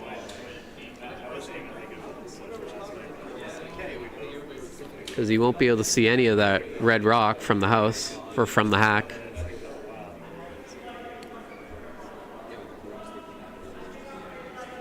Probably the call is a straight draw. But I wouldn't mind a guard here either if you're Colonial.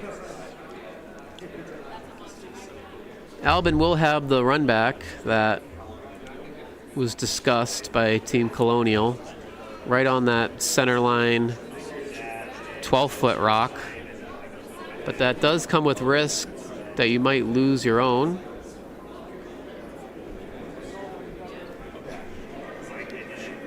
And red is sitting 3rd shot in the back 4.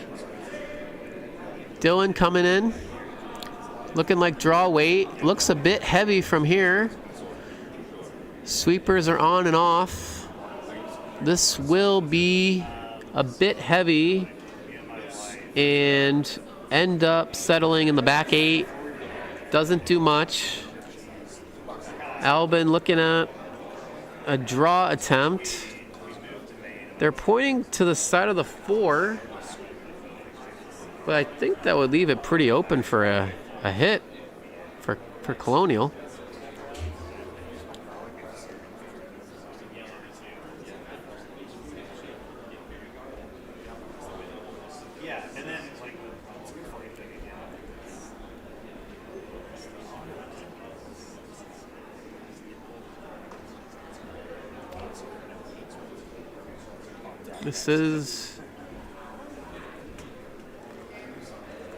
We're on skip rocks here.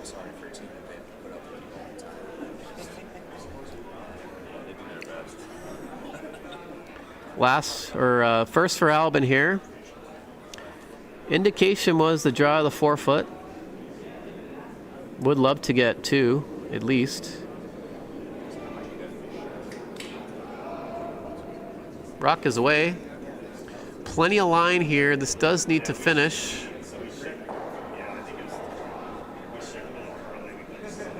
The weight is close. We'll just walk in. Definitely needs to be pushed over at the end, but does come up a bit short to sit biting top 8. Definitely a rock that can be tapped, though, if Colonial doesn't do anything about it. Colonial might have a yellow, red, yellow hit if they opt for it on the rock Albin just threw. They hit it perfectly. That red shouldn't spill too far out of the 4-foot, given how close it is to that yellow. Definitely a risky shot. Could also just play the straight draw again. But you have to be worried about bumping up what Albin just threw if you throw that.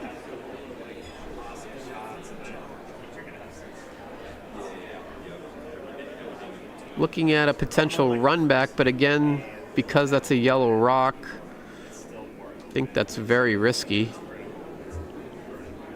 They seem to be lining up, at least at first glance. Yeah, you might be looking at that yellow, red, yellow.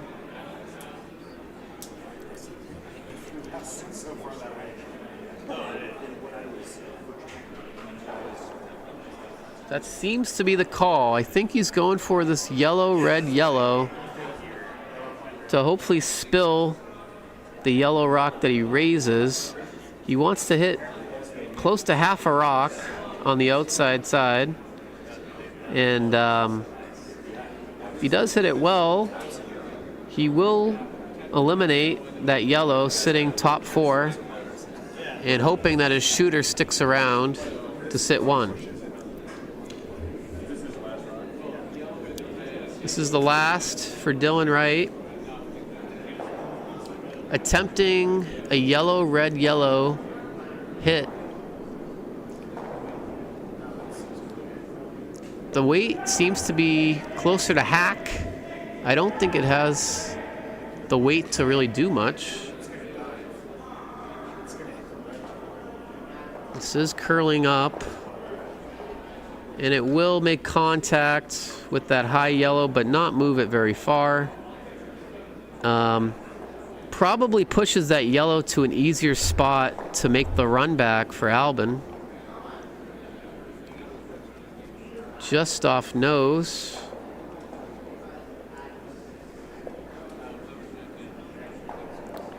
Looking at the outturn side. Not seeing a ton of options on that one. Just looking at potential taps for 2.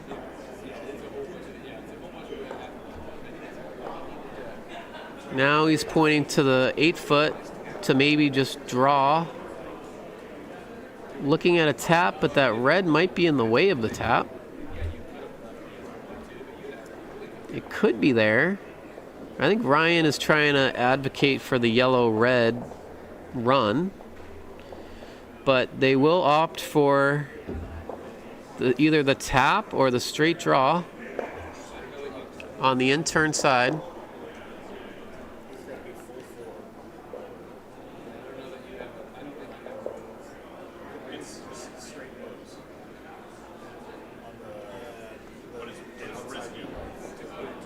With this ice, I think he's probably playing the tap. But he's really got to flirt with that red as with the tapped rock. But I believe it is there. He just needs to sit full 4. And the rock is away. Looks like T-line weight to me, draw weight. Sweeper is on it to keep it straight. And it seems to be over curling. It's on the center one. It might raise the red. It does. It raises the red. And a steal of 1 for Colonial. And we're going to the last end. Tie game 9-9. Broomstones will retain the hammer. But quite a comeback. Once down 8-0 in this game. After 2 ends, Colonial has come all the way back to tie this game at 9.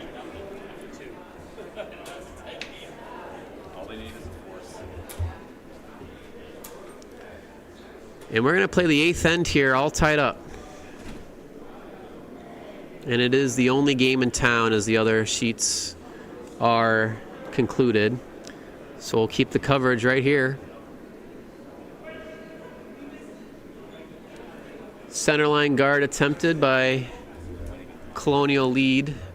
That seems to be coming up short. It will hog.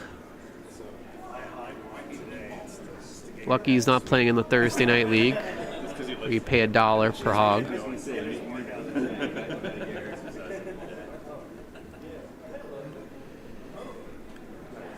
Nick Smith's there, coming up a little light. Matt Robinette. Didn't see the call here from Albin, but choosing to play towards the center, which I think is a bit dangerous.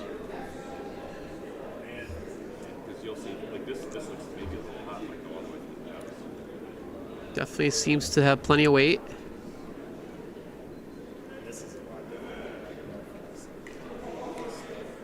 And it will sail through the rings. Probably better than being in the back of the house, to be honest.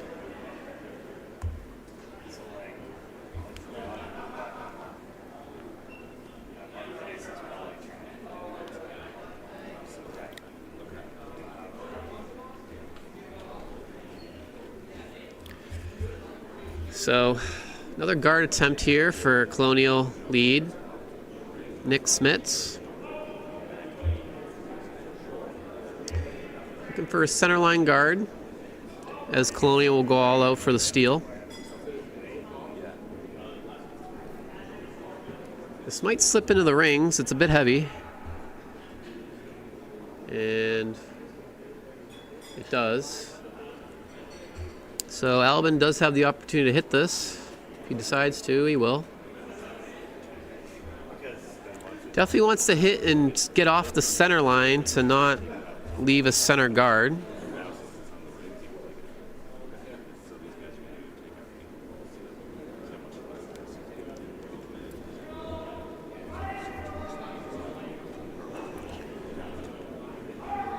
Rock is away from Matt Robinette. Should make contact, but it sticks right there for a center guard, and definitely not what the doctor ordered if you're a Broomstones fan.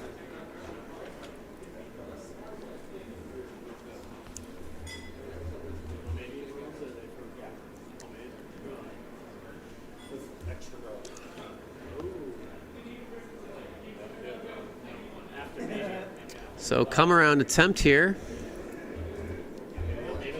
for the Colonial second.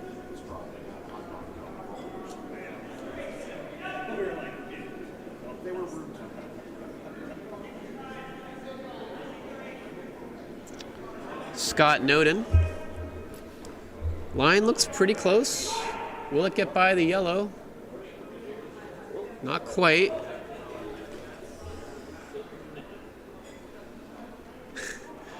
Disgusted looks from the sweepers of Colonial not getting that around, but they tried their best. Open hit here for Tom Niedrak.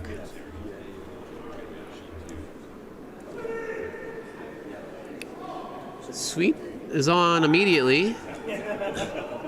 This looks pretty close to, this is actually going to over curl. Will he make the run back? Yep. Makes the run. The yellow actually spills back 12. So, rock in play there for Broomstones, but it is in the back of the house.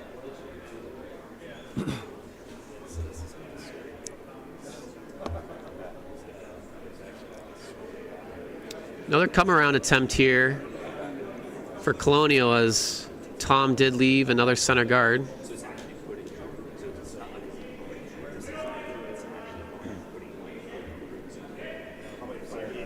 On the sweep here to try to push it over. The weight looks all there from here. Whoa. They're trying to carve this over, and it will get to back button. Fairly covered by that center guard. Probably can only see about a third of that rock from the house. Probably should play the peel here if you're Albin. Just clear that center guard. Looks like they're going to try to chase shot rock, and they're more than okay with crashing on the center, which is a fine call. Could also just straight peel the top. But definitely the way to miss this is narrow and not on the wide side. Rock is away. It will hit the top, but that's a fine result for Broomstones. It actually ticks over the guard into the rings, so yellow sitting 2 and 3. That could be important later on. But more importantly, the front is cleared, so wouldn't be surprised to see another center guard attempt here from Team Colonial.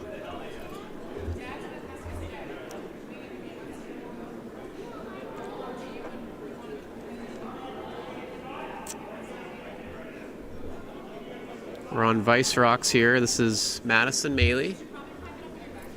Looks a little deep here. This is going to come into the rings and just nestle right up against shot rock. Definitely a miss there. Not the way to miss that. Does leave Colonial sitting 2, but an opportunity for a double from Ryan Holcher. Taking plenty of ice on this hit. Rock is away. Looking to hit that shot rock skinny and roll over towards the red. And it will hit it. Roll up. Hit it a little too thick, but does spill the red back, and yellow is sitting 3, it looks like, without any guards. So a nice shot from Ryan. Not really many places to hide here if you're Colonial. Appears they're playing a freeze on that rock on the side of the 8-foot there. Very tough shot to make, but not many other places to hide.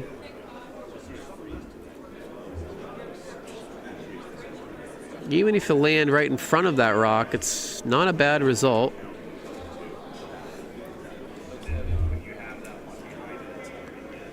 Rock is away.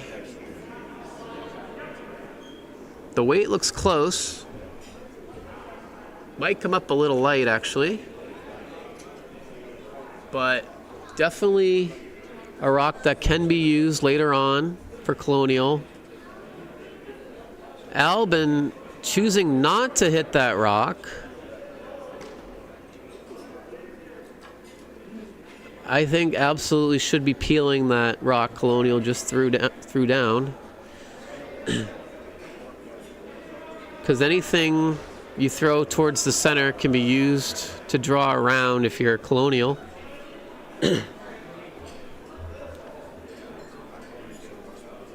So I think this is very questionable.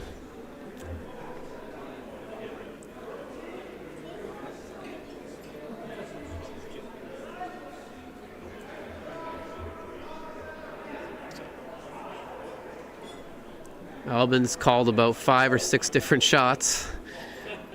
Finally settling on, seems like an in-turn draw to the side of the 8-foot.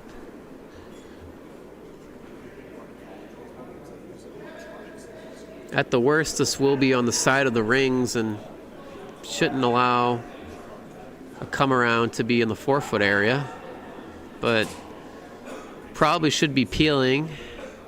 This will come up a bit short, it looks like, and sit right in front of that red rock.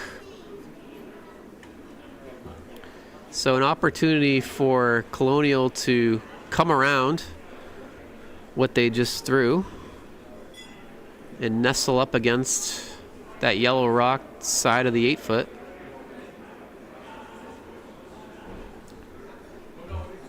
In Albin's defense, the front is still pretty clear. So worst case, as of right now, he will have an open draw.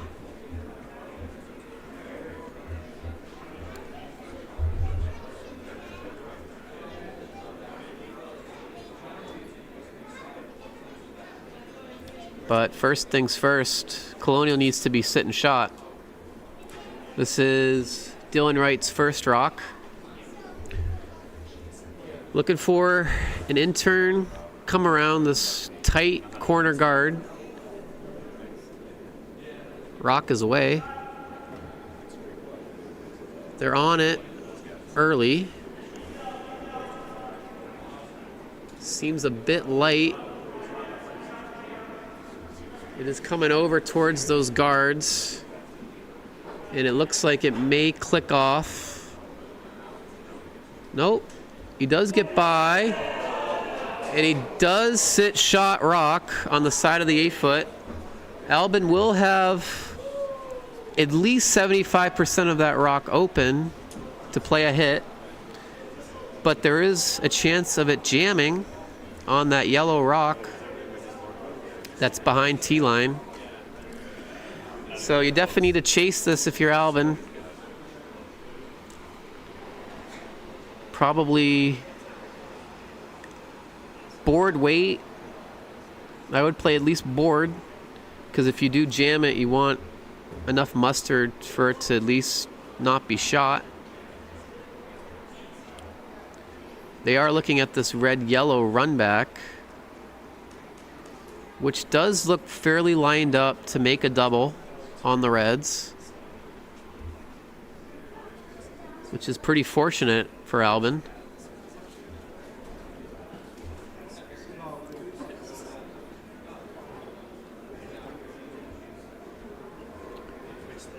That seems to be the shot they're going to go for. Does appear to be a bit of a loaded gun there. Anywhere near nose should make the double. Believe there is enough separation between these rocks where you won't see what's called the drag effect, where if you hit a certain side of the rock, it'll actually go in the opposite direction you think it'll go. So anything near nose here should be pretty good for Albin. Is first trying to play this red double off the yellow. Rock is down. Tom is on it. He's gonna hit inside of it. Oh, he's gonna flash, and he's gonna jam. So he ended up hitting the rock directly. I think they were going for that yellow red, but it ended up over curling where they hit shot rock, but it did jam, and red is still sitting shot, and an opportunity to either guard that rock or sit second, potentially on the other side of the rings, but something towards the center line probably top 8 would be probably the best place for this rock, so you can't play a nose hit and score that way. I think where they're pointing their broom right now is probably the best spot to choke off either the in-turn or the out-turn draw.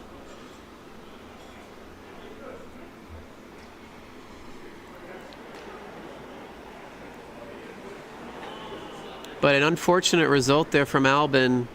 But to be honest, we did see that coming. There was always that chance of a jam.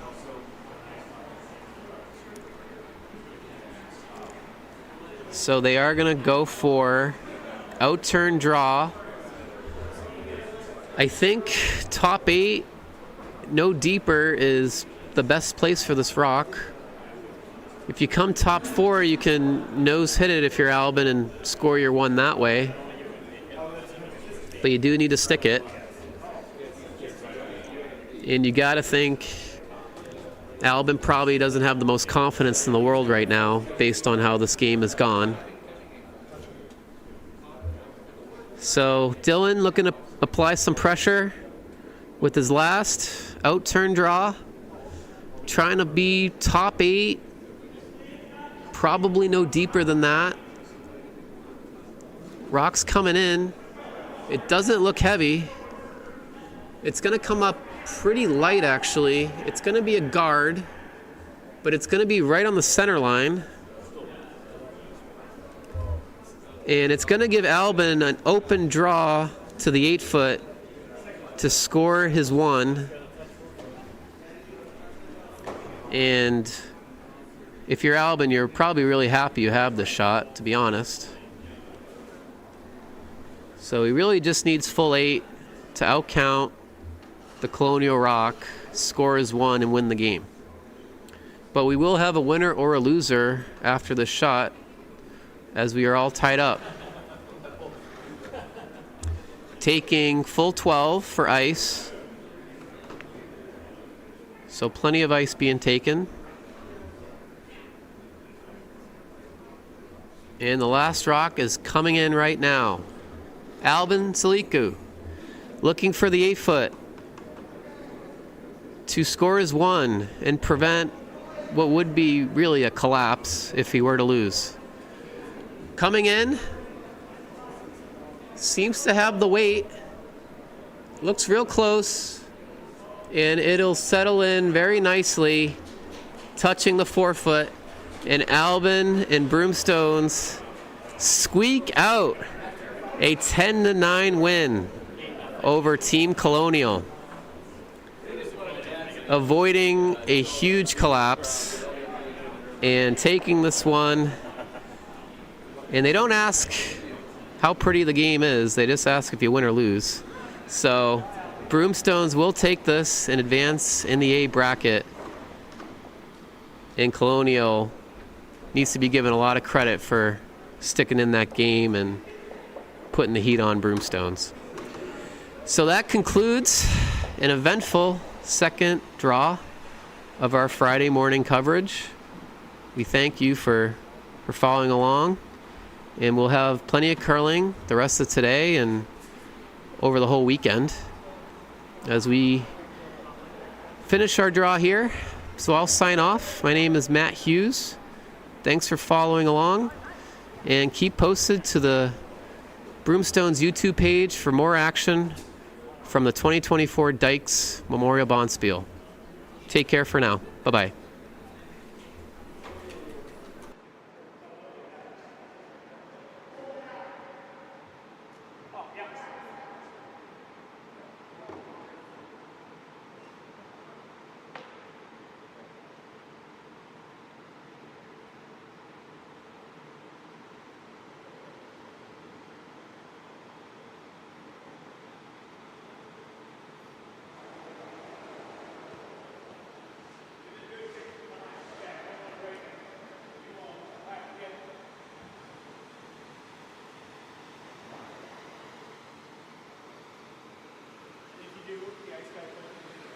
That's what I was waiting for.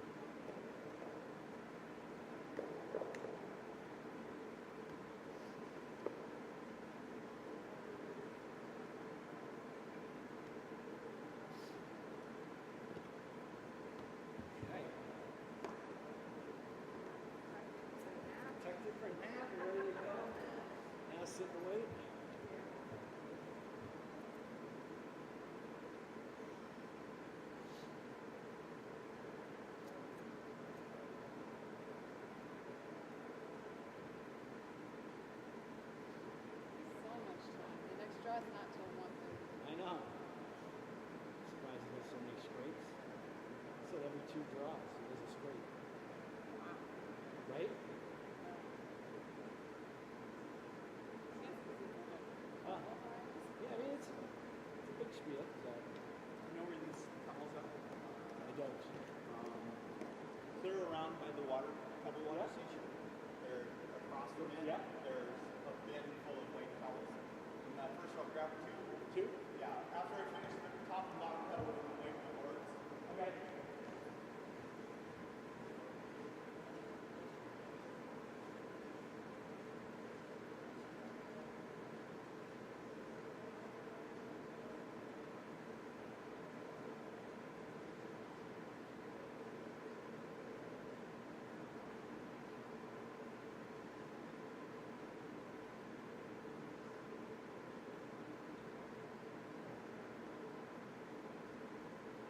I don't know if you're gonna need these or not. So I don't know.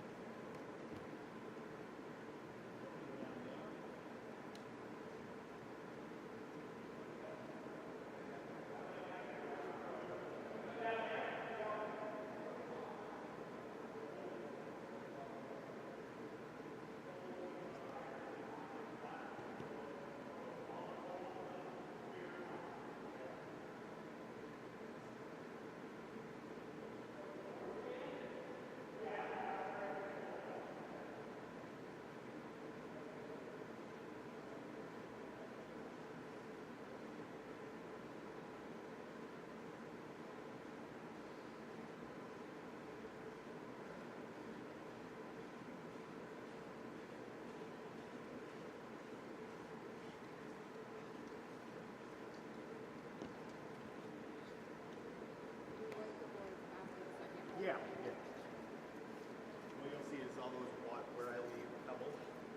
If you step on that with your gripper, it's slick. You step on this.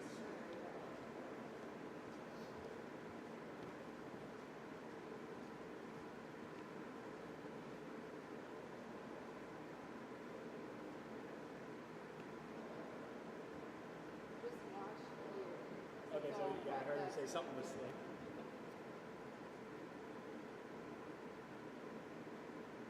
Try not to laugh before asking. Yeah, right.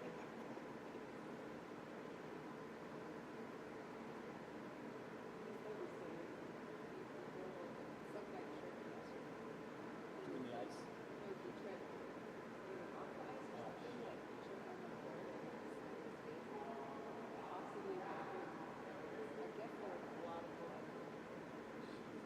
But no blood.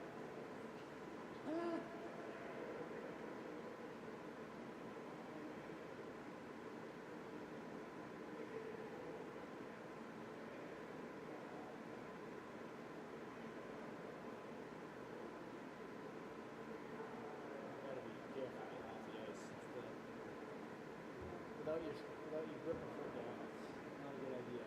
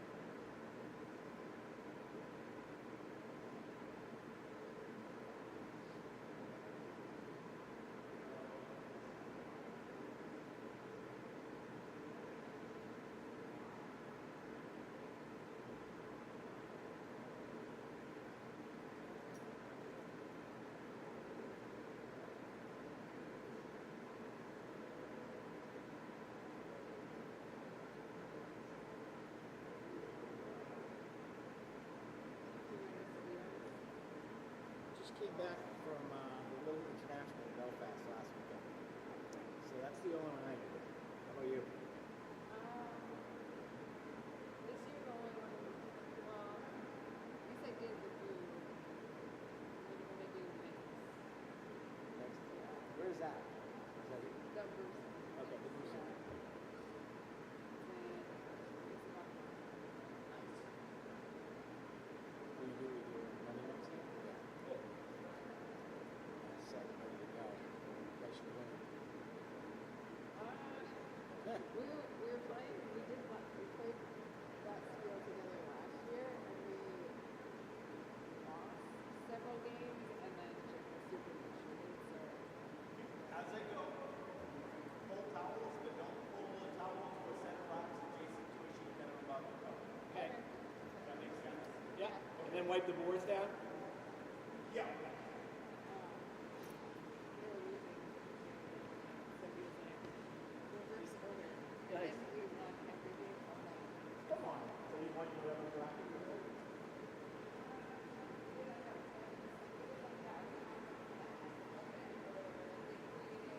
Yeah.